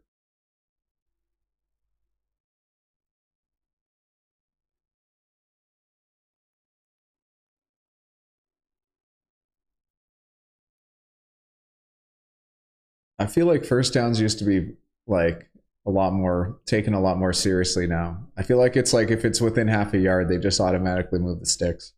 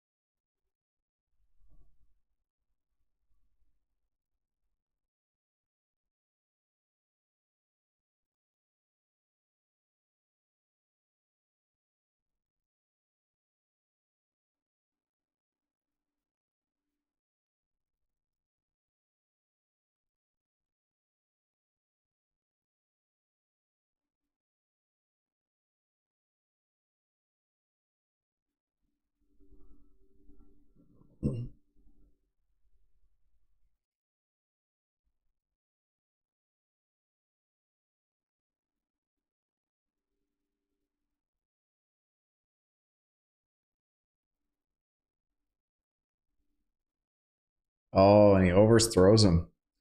Chiefs are going to have a decision to make here in 4th and 4.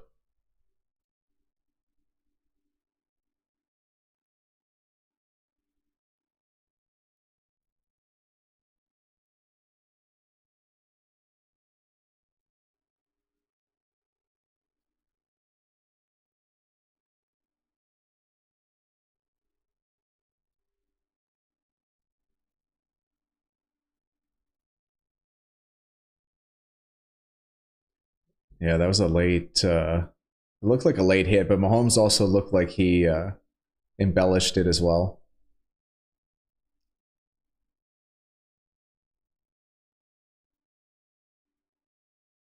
Good return by Khalif. Well, it's hard to say, right? That could have been a touchback. Get the ball at the 20.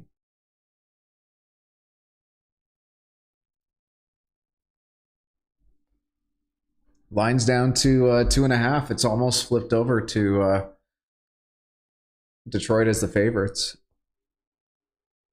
We'll see if they can put together a drive.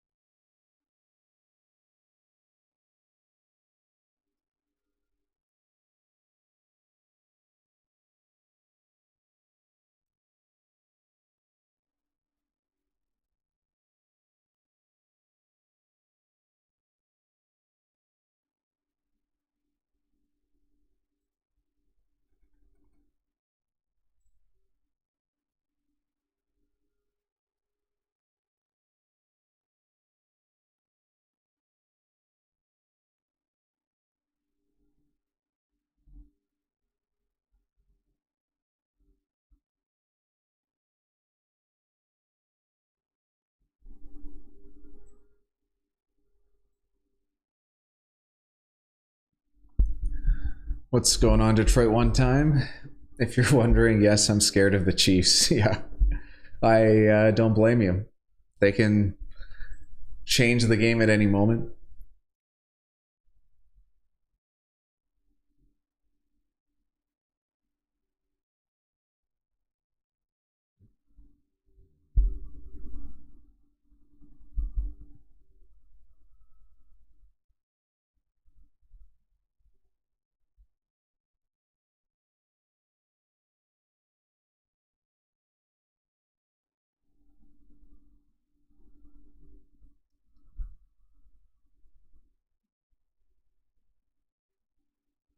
Yeah, I want to see them establish the run on this drive again. That's where they're going to have success. That's how they're going to win games, especially against teams like the Chiefs.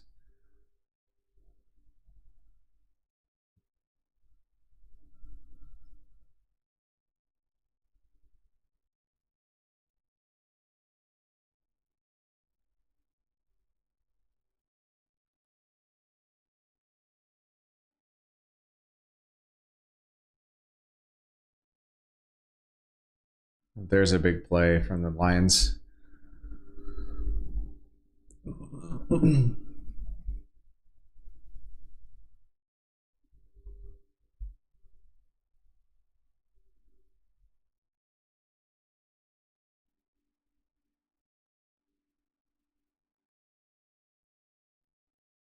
He just makes it look so easy.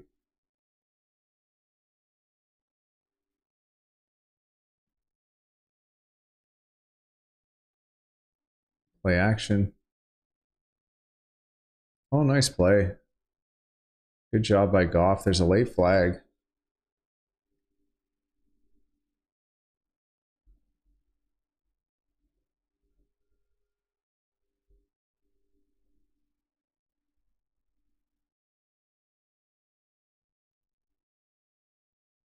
Looks like a holding on the Chiefs. Oh no, on Detroit. Or sorry, on the Chiefs. I'm getting mixed up because of how they're listed at the bottom of the screen.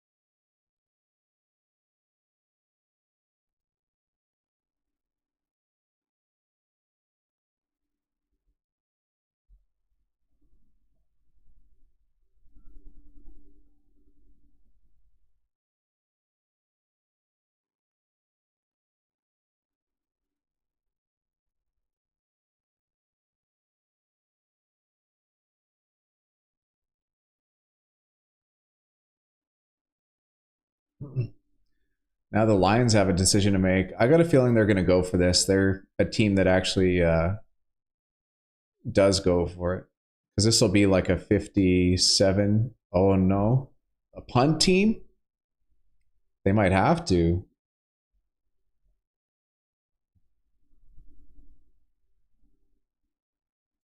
Because it's like, what, a 57?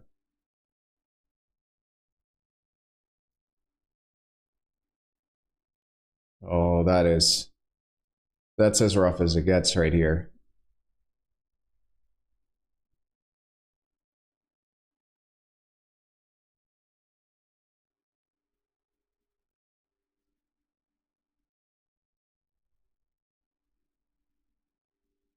$30 and you lose possession. Yikes.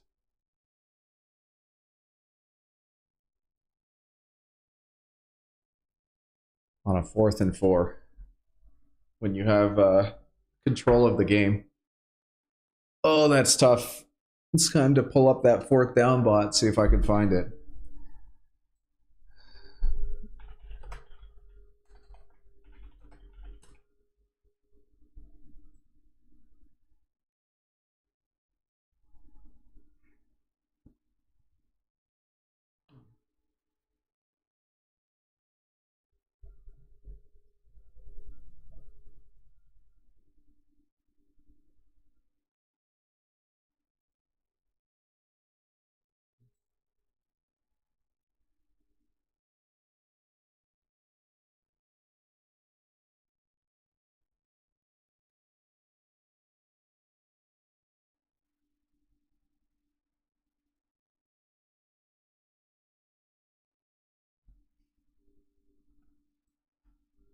I don't even know if the 4th down bot is working right now. It doesn't look like it.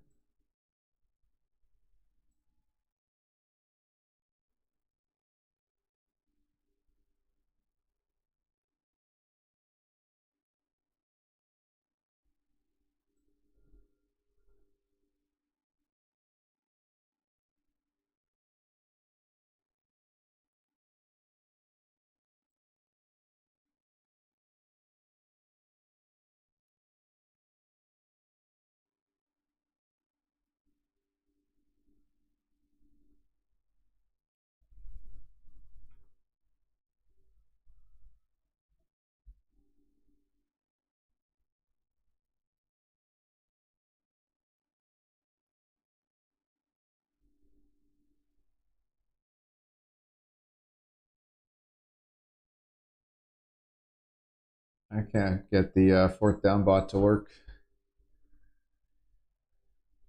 which is too bad. I know Fat Guy was working on pulling information from Twitter, and ever since Twitter moved to X, there's been complications about being able to pull information off of it. I think the cost went up too. I think it used to be like under $1,000 a year to pull it, and now I think it's like $1 million a year if you want to pull stuff. So it's they've made it a lot more complicated since ownership changed hands.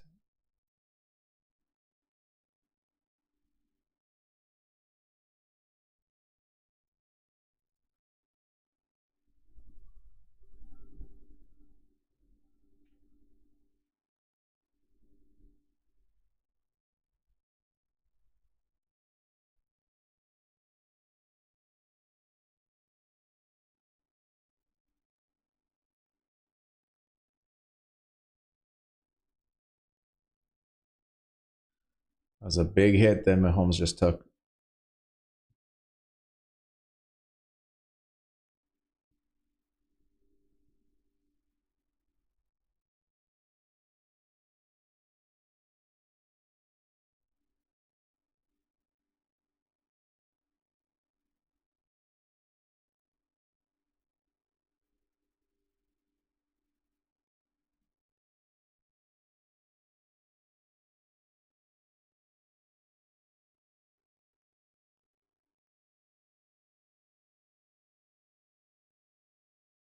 There, it's nice to see Pacheco back in the game.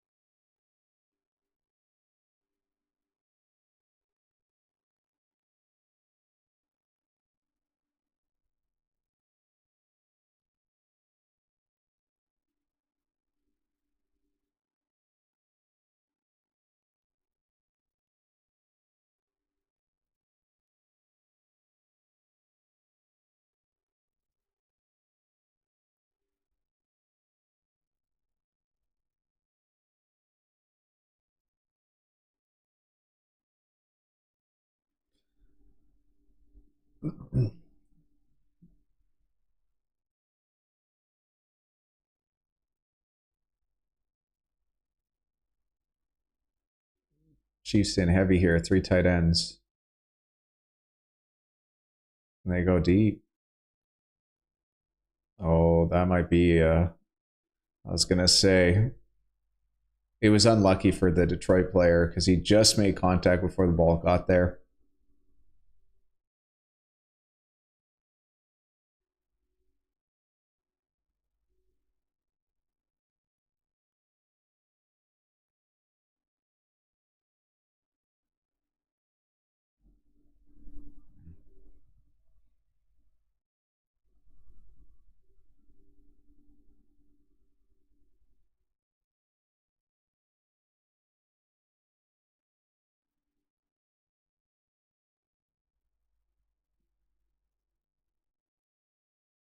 Yeah. And that was a misthrown ball by Mahomes because there was so much space between Watson and Sutton.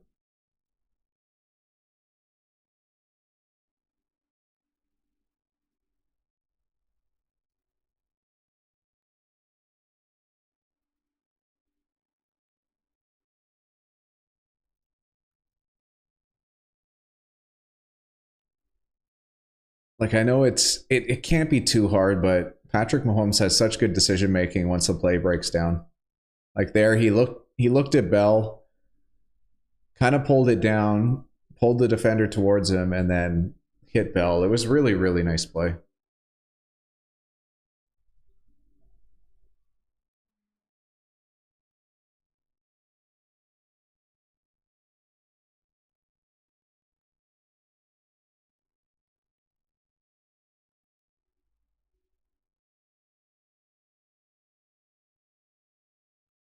Oh, throw behind there.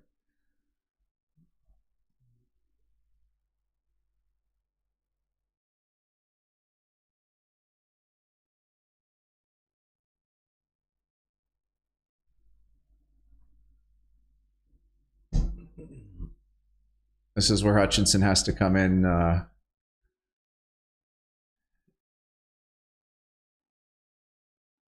Surrender index. Okay, I'll have to look that up, Mickey. I've never.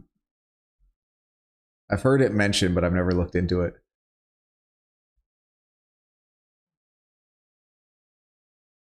Oh, I can't be complaining about Tony there. Or you can't be complaining. Like, you got to make that catch.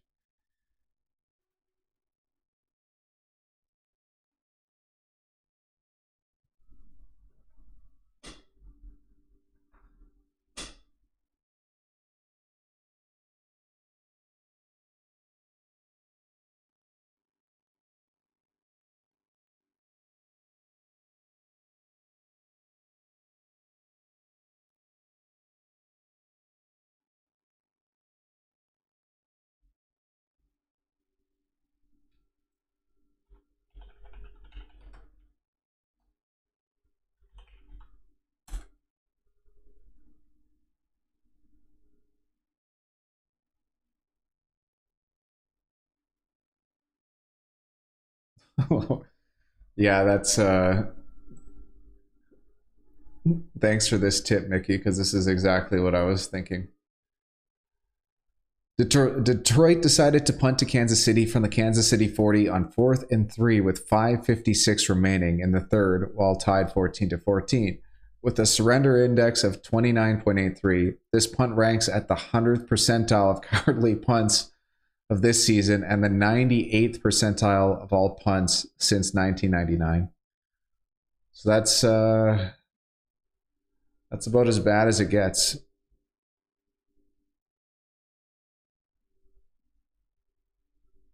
Doesn't get much worse than that.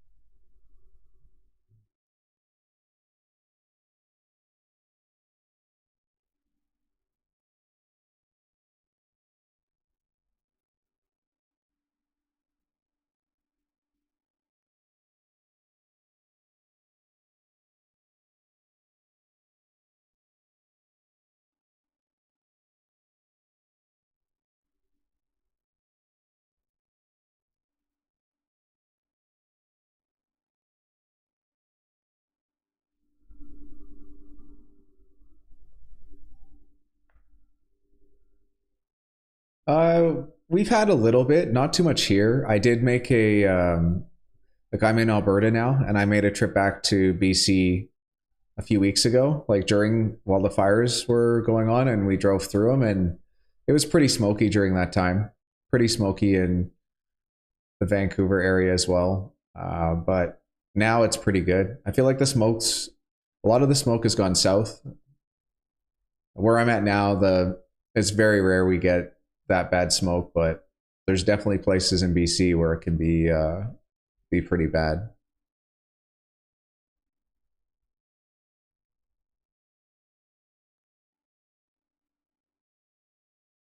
Yeah, I've got a few friends like throughout the in different states, kind of like in the interior of the U.S., and they definitely said they got hit by it. So I'm surprised it passed all the way down there. That's just shows you how bad the fires are.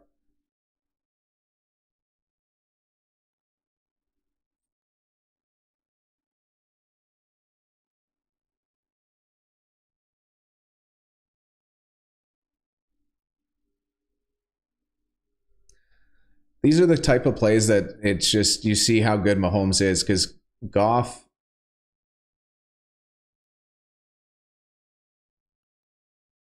I guess they just didn't really have much of a choice with how that play was designed, but that's tough too on the offense if you don't have a second or third option. I'm sure they did. Oh my goodness, Bolton just destroyed Montgomery on that play. But Montgomery did enough to get the block, sadly enough.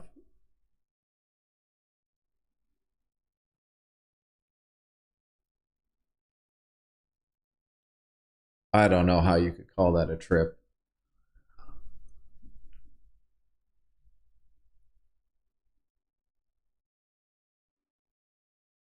Wow. They called that a trip? I want to see that again because Montgomery just got punked.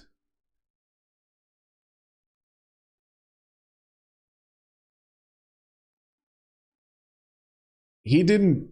What? How is that a trip?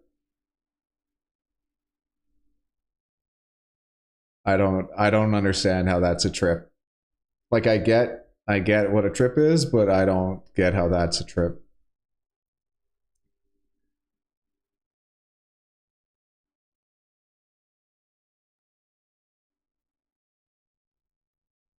This is Detroit's just in trouble here as long as Kansas City doesn't pick up a flag. Oh, and they they make it a 3rd and 2.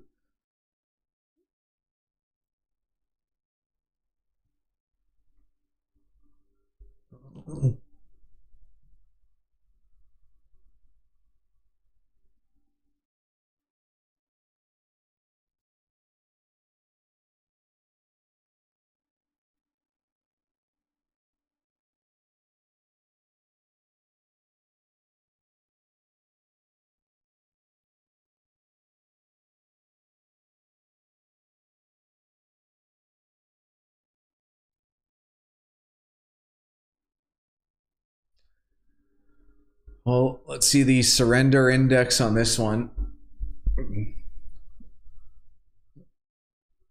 This one's not going to be the 98th percentile, but they had 3rd and 10 before the penalty. Yeah.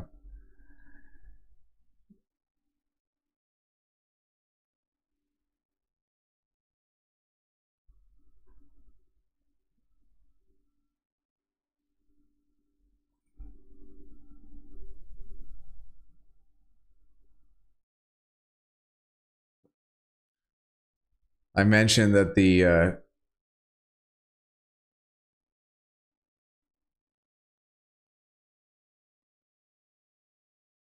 I got to see this one again. Yeah, he was down by contact. But I did mention earlier that the Chiefs punt returning has just been, I think, below optimal, and that didn't make it any better. I'm pretty sure Richie James returned punts for the Giants. Like, I wonder if they brought him in specifically for that.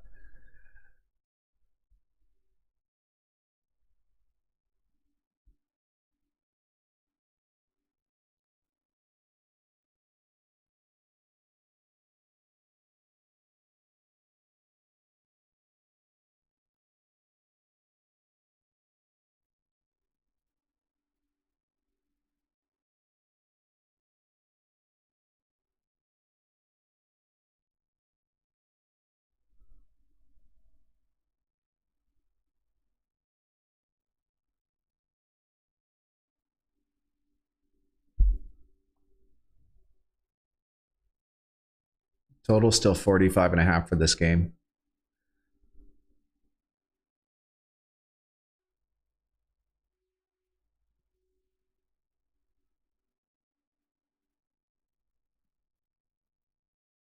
Oh no.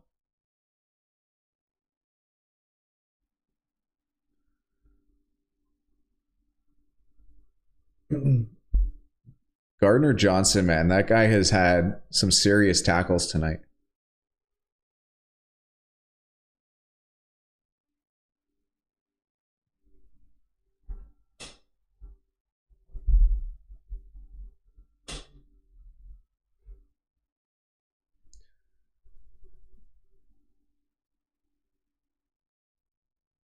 all these tight ends for the Chiefs are experienced. Like these are guys that have been playing for a few years. It's not like they've got nobody back there. Like Kelsey is a special player, but really Kelsey's more of a receiver than a tight end. Oh, Ranch is injured. But it looks like maybe just a cramp.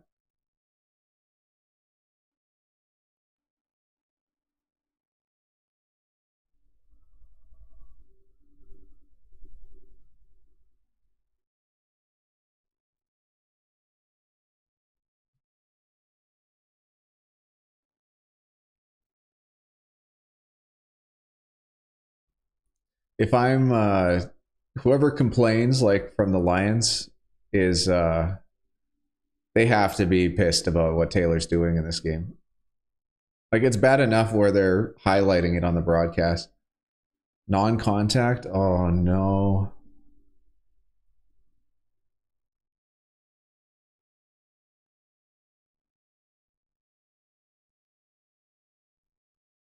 Oh, Terry putting them on blast.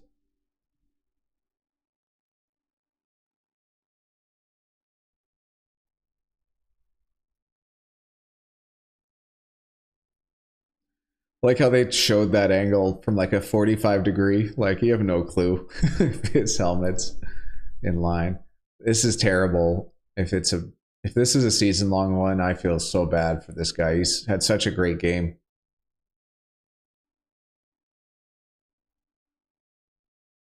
Anytime you can bring up Lem Barney during the broadcast, you gotta do it.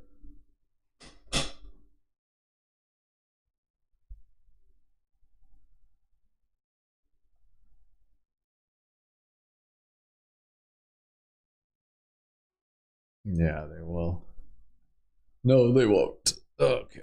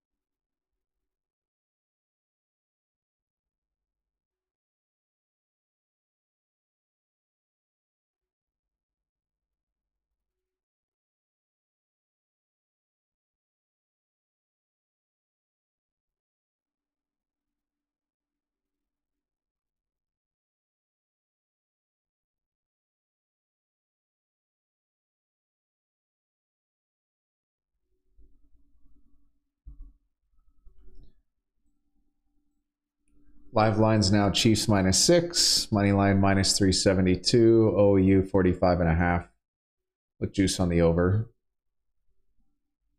which I think is what it started at halftime.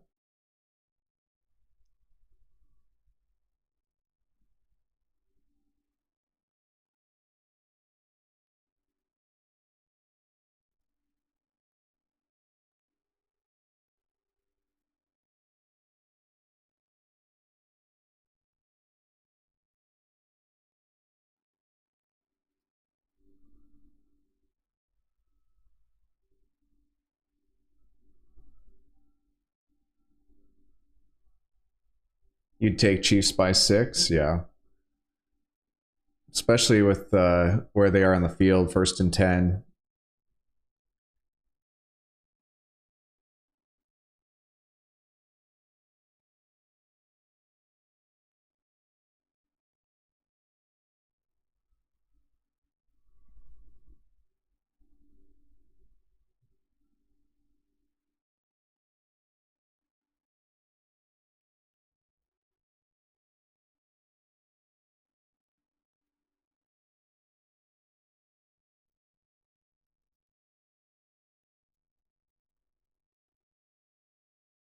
It's going to be a run play. Like you can tell just by how Jawan's lined up, which is such a tell for the rest of the league for the rest of the rest of the year.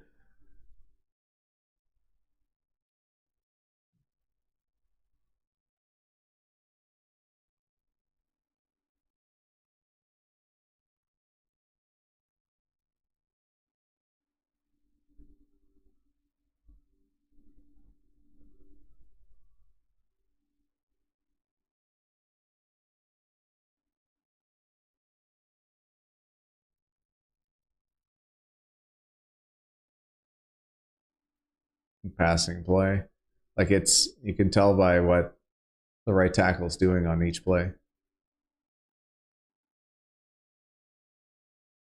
For a second, I thought he was going to toss it back to Clyde Edwards-Helaire.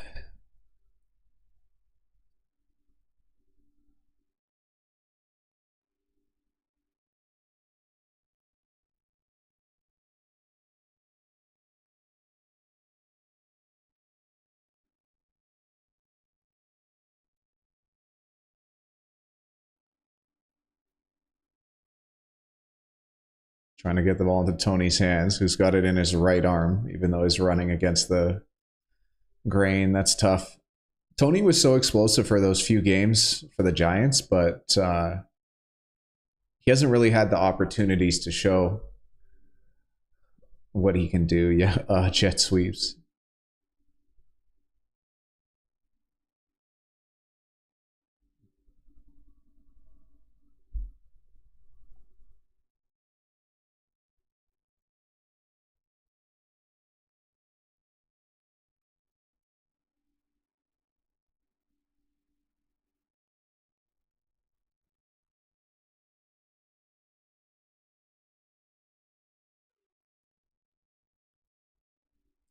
Well, that was an exciting 3rd down.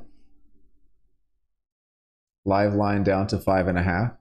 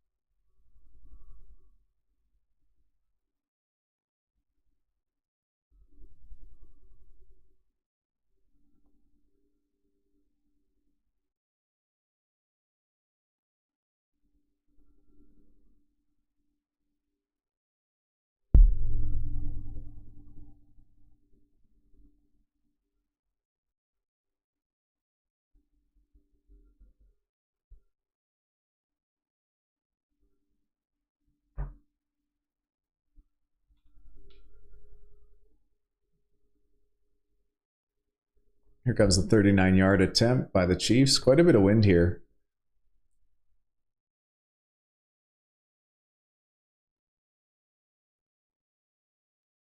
They make it, but you can see that wind affecting that kick.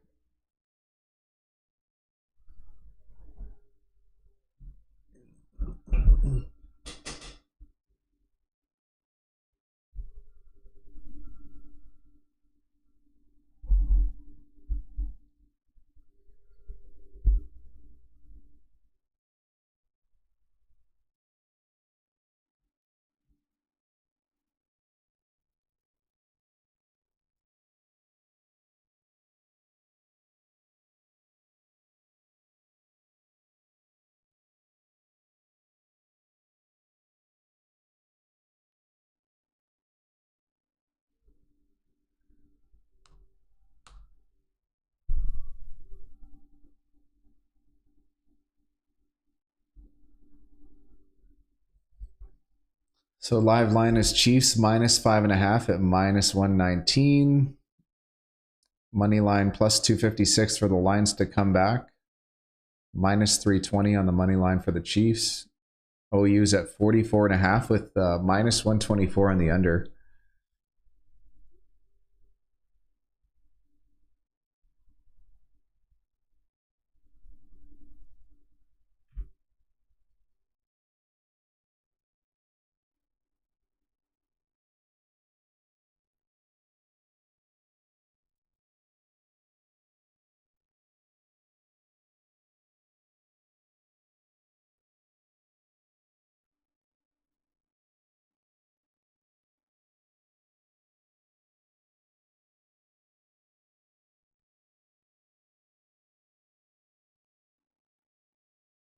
Yeah, we drove to BC. It was we were there for a little bit, like maybe just over a week. So we wanted to have a car while we're there. The drive was super nice. Like even though it was smoky, like we got to stop at a few places and see the sights. It's really one of the most beautiful drives. Yeah, you're 100% right. Driving through the Rockies is incredible. And there's two or three different ways that you can go. So we went different ways there and back, and it's just stunning all around. Yep. We're not too far from Banff now, so we actually travel down there a couple times a year. Banff and Canmore, beautiful, beautiful places. Banff's probably my favorite city in the world, which is saying a lot. But I really love Jasper as well. The drive up to Jasper is probably the most incredible drive. So if you're ever have you ever been here and done the drive? I'm guessing not. At least the drive.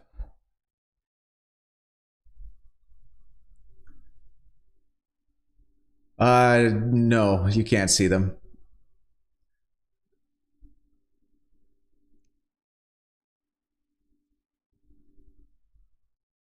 From where I'm at in Alberta, it's about an hour to get to the mountains. So if you want to see mountains, you got to drive an hour. Otherwise, it's pretty flat.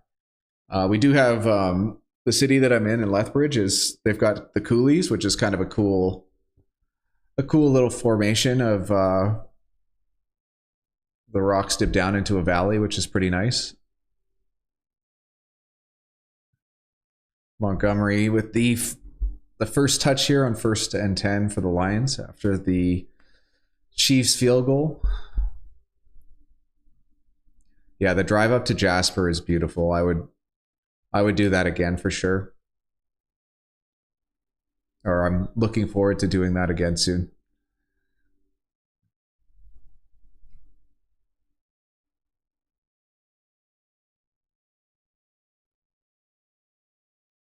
Second and 5 for Detroit. Gibbs in at running back.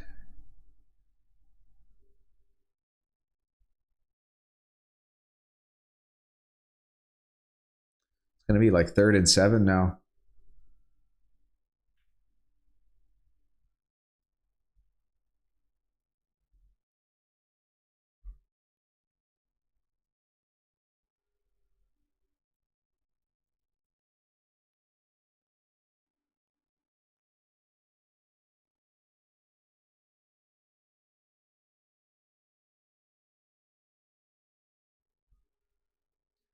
Third and 7 here. We're going to see what kind of play Goff can make. Lots of communication at the line. And it's going to be 3rd and 12 here after this penalty.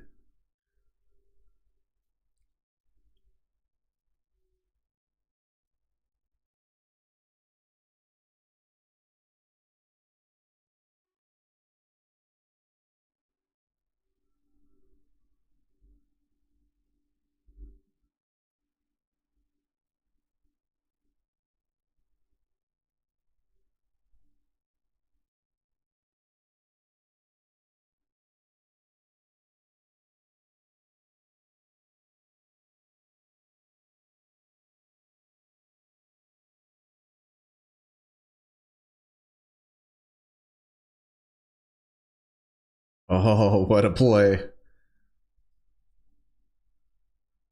That was a game of inches there. Goff made it happen on 3rd and 12. Great catch by Josh Reynolds.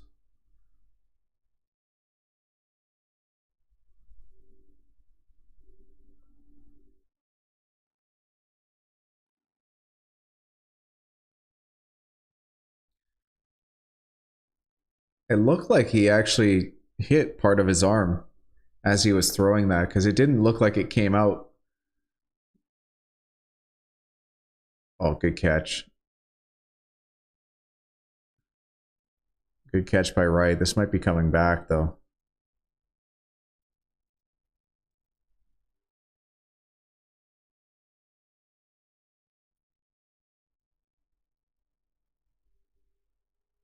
Oh, it's on the Chiefs.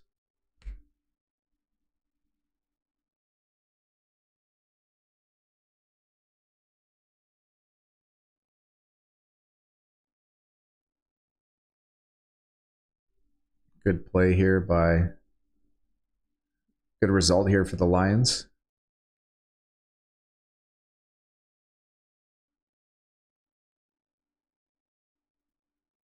That was a good call.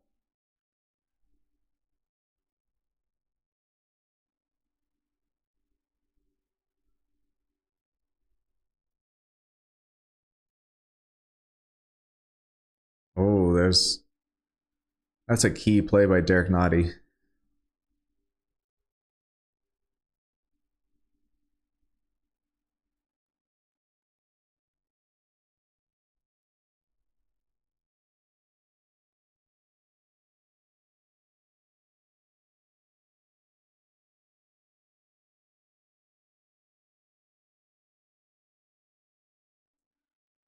They're going to hit St. Brown out of the backfield here.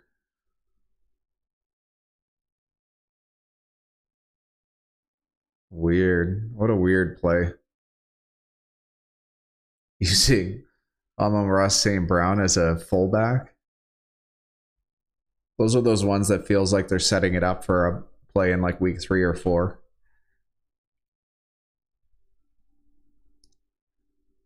I have no clue why they've got him playing back there, but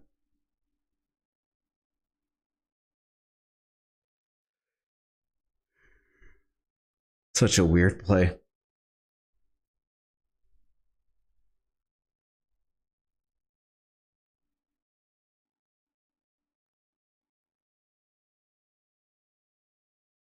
Nice play. Man, if Reynolds didn't look back there, that could have gotten punched out. That was a really heads-up play by Reynolds. Even though he didn't pick up as many yards as he probably could have after looking back. Really, really nice execution by the Lions.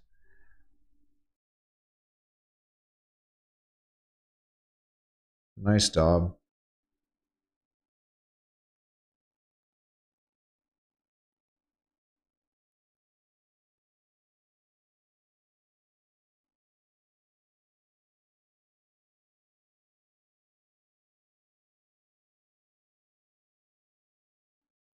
Good carry by Montgomery. This line is pretty much even now. Chiefs minus 112, Lions minus 106.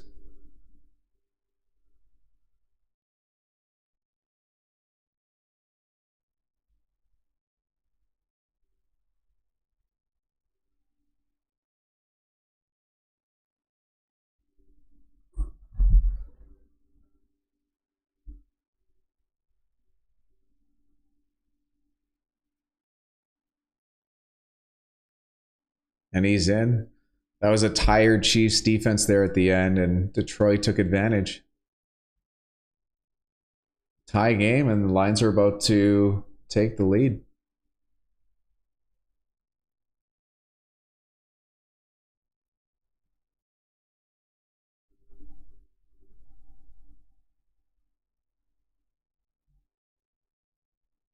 What a nice cutback by Montgomery and inside.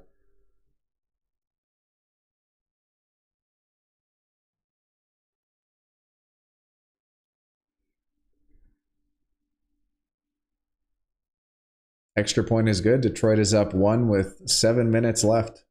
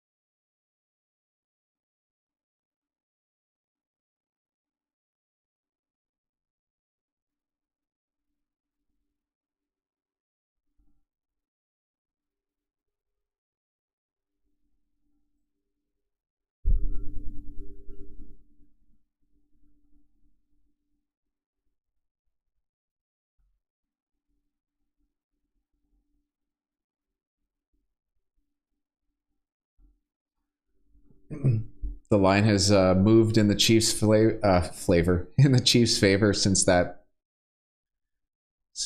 play or since the extra point. Money line moving up to minus 137.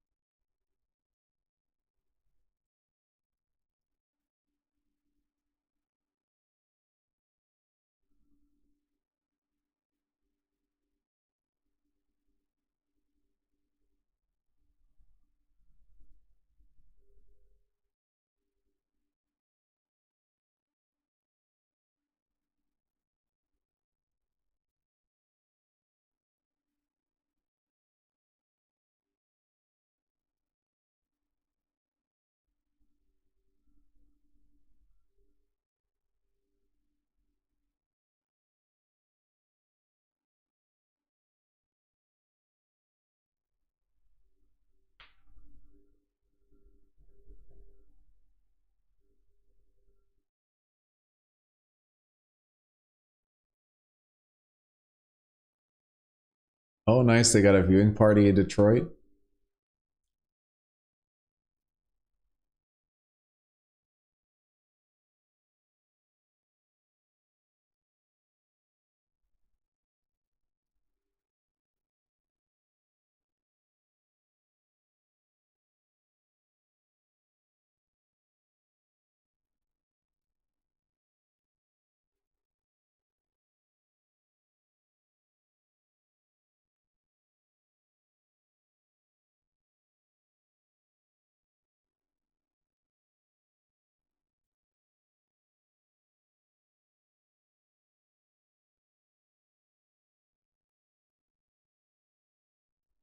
Just gonna say, they're talking about Justin Ross as a second-year player.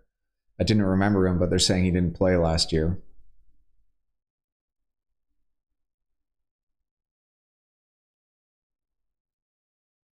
Only team with a winning record since 2018 when losing at some point in the second half.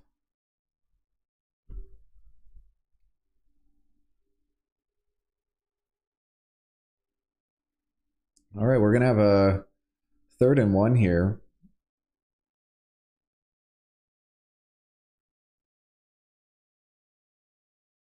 No jet sweep, yeah. Yeah. You got to love east-west play calls when it's 3rd and 1, right?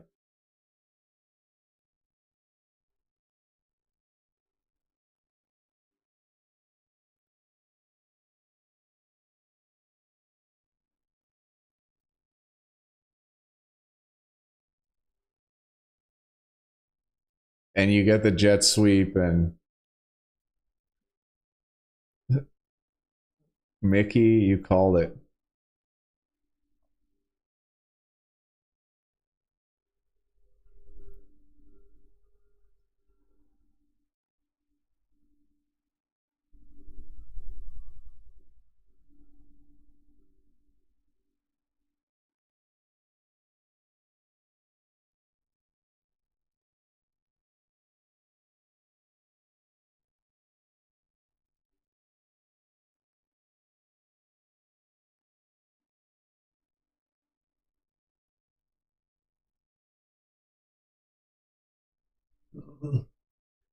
They deserve to lose with a call like that. Yeah. That's the thing, right? When you have those those are the play calls where everyone calls Andy Reid a genius or they call him an idiot. Like that's it didn't work out that time.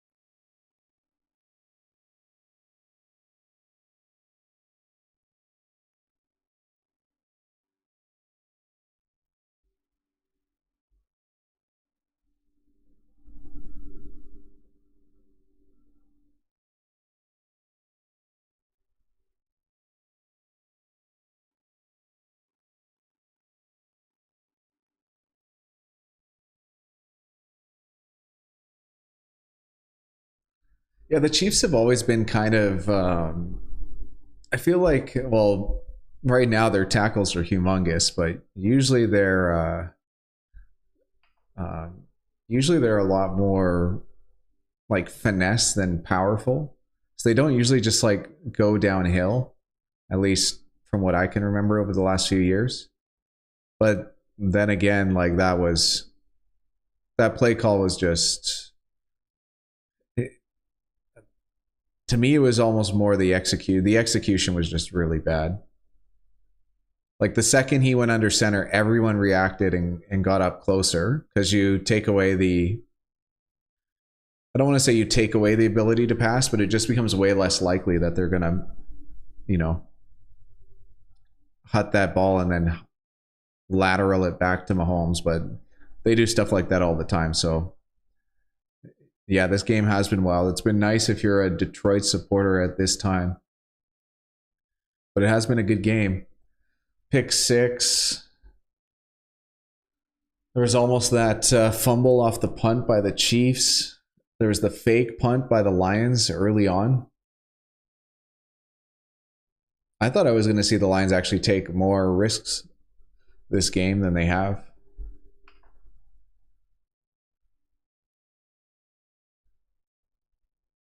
Yeah. If they can keep the ball till the end of this game, that's going to be the goal for this Lions offense. This is 5-minute offense.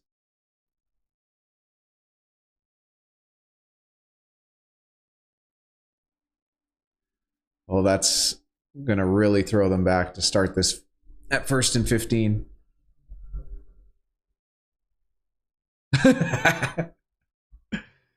Everybody but the center.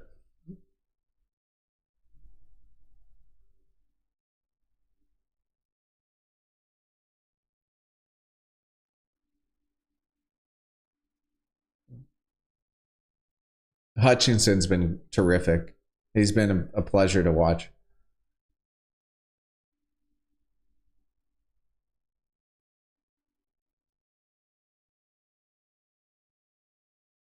Ooh.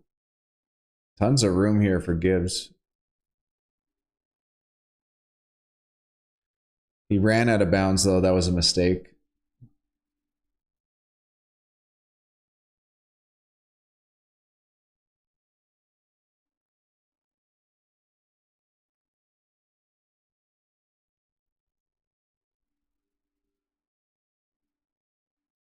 Just a small rookie mistake there to stay in bounds or to go out of bounds. But the clock still runs. I'm confused on how that works. Is it because it's not the last 5 minutes that the clock keeps running?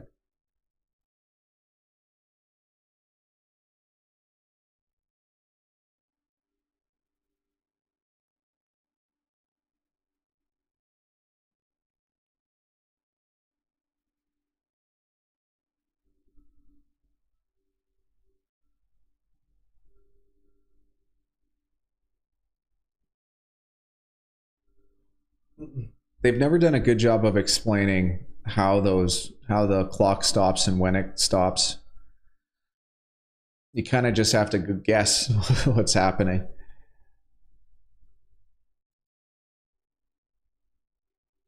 And Montgomery's, did he stay in bounds? He did. Nice job. He had to fight to stay in there. But that's a veteran move. That's why you sign a guy like him.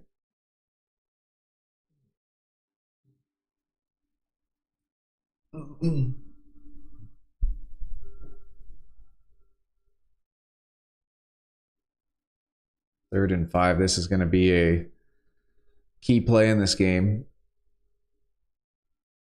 This is going to be the timeout difference maker. And now the Lions have a decision to make here.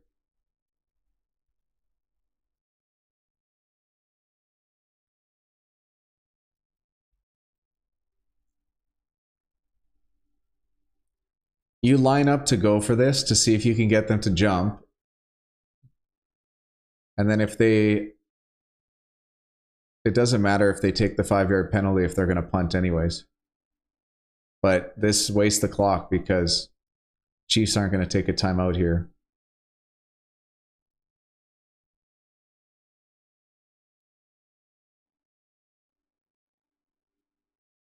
Oh man.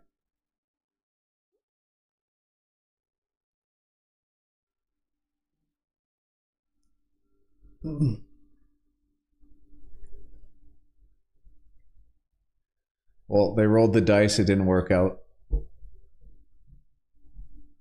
It was honestly a smart play by the Lions, but this is going to be tough now. The Chiefs don't have. Yeah, I was going to say the same thing. A field goal would be the smart play, but there's still enough time where they can get a timeout. Both teams still have all their timeouts, if I'm not mistaken. Yeah.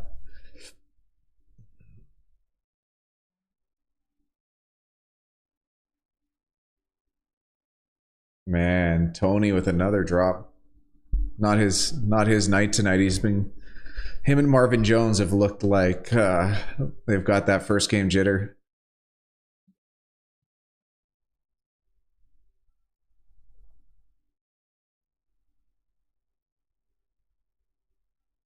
He even let up on the route and the ball was behind him. That was just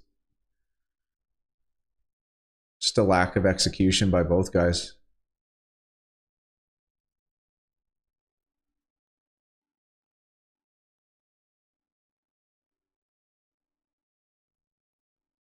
We'll see what this flag is.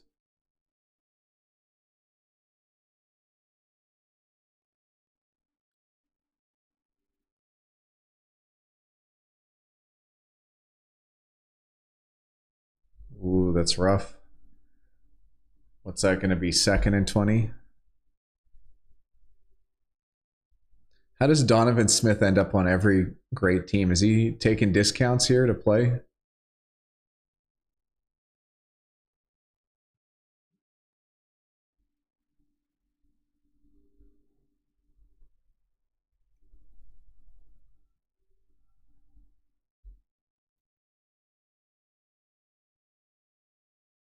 Yeah, this is where Hutchinson has to make the difference here.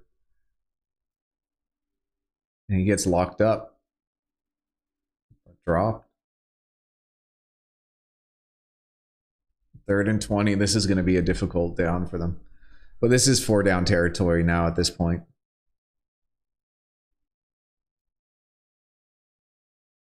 What a play by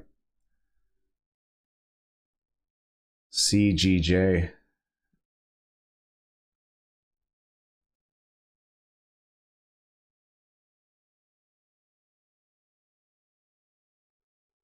They bring McKinnon back in. He's probably going to be blocking on this one. Yeah, 6 guys coming in. Oh, he didn't even see the ball. This is an interesting one, like 4th and 20. He's thinking they're punting.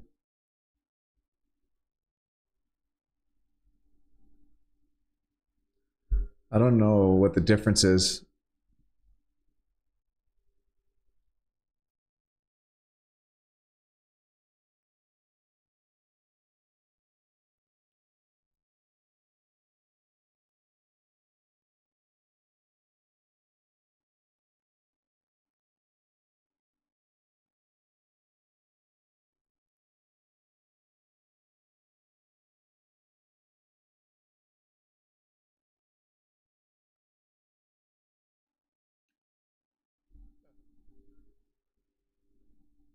Well, Mahomes wants to stay out there.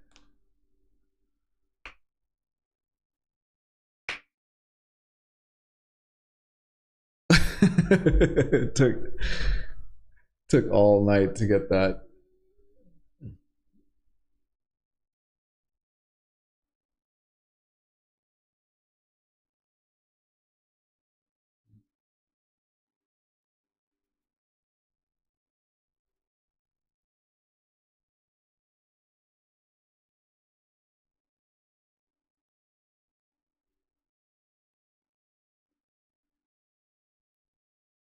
Oh, I was gonna say that I was getting Super Bowl flashbacks of him having to run around behind the line of scrimmage for like 10 seconds every play. I want to see what happened here because Sky Moore almost made that catch.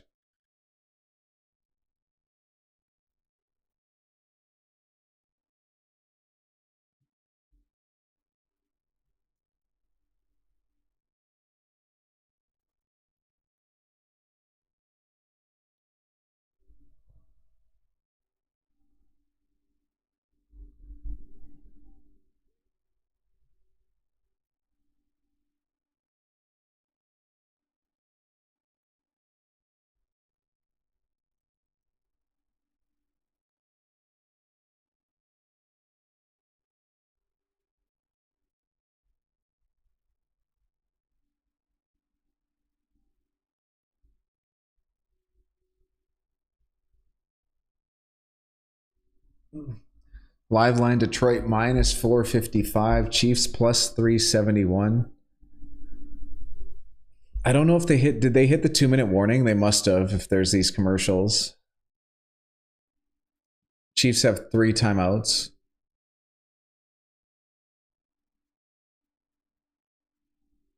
I think Lions still have all 3 timeouts.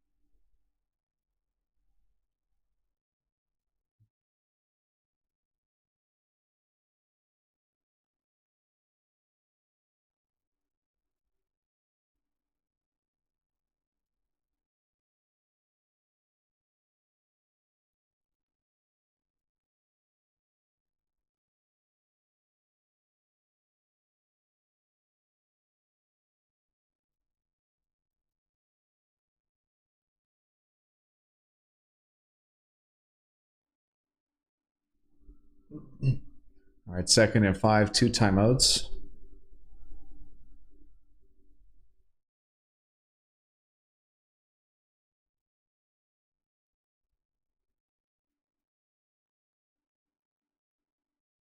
It's going to be 3 and 1.5 yards.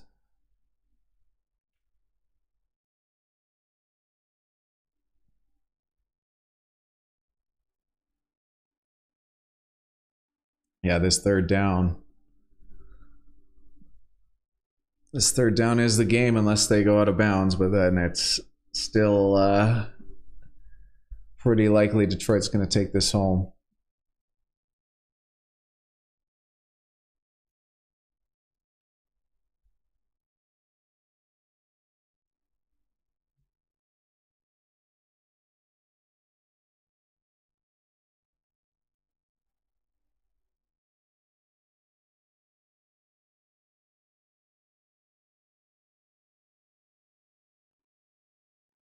It looks like he got it.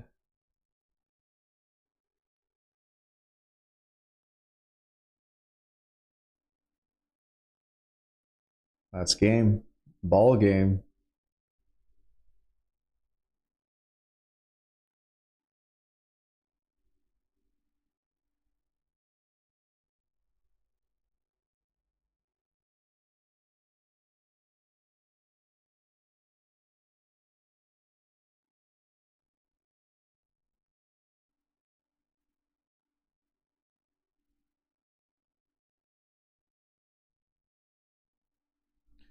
What's that? Detroit's first win on opening night since 2017.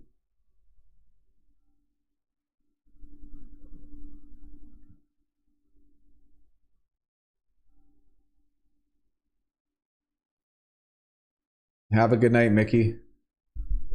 Thanks for joining.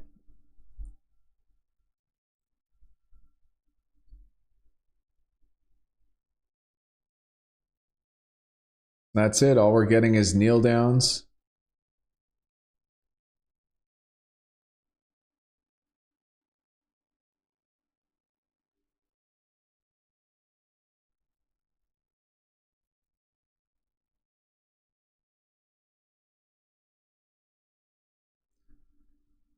I'm going to call it. That's the end of this. Detroit Lions are going to win this by 1. The under hits. Detroit Lion money line hits. The line movement with this Kelce injury paid off for anyone who jumped on Detroit. Detroit wins against the spread, obviously, as well. And this game was, the Chiefs were favored all the way up till, 7 minutes left in this game?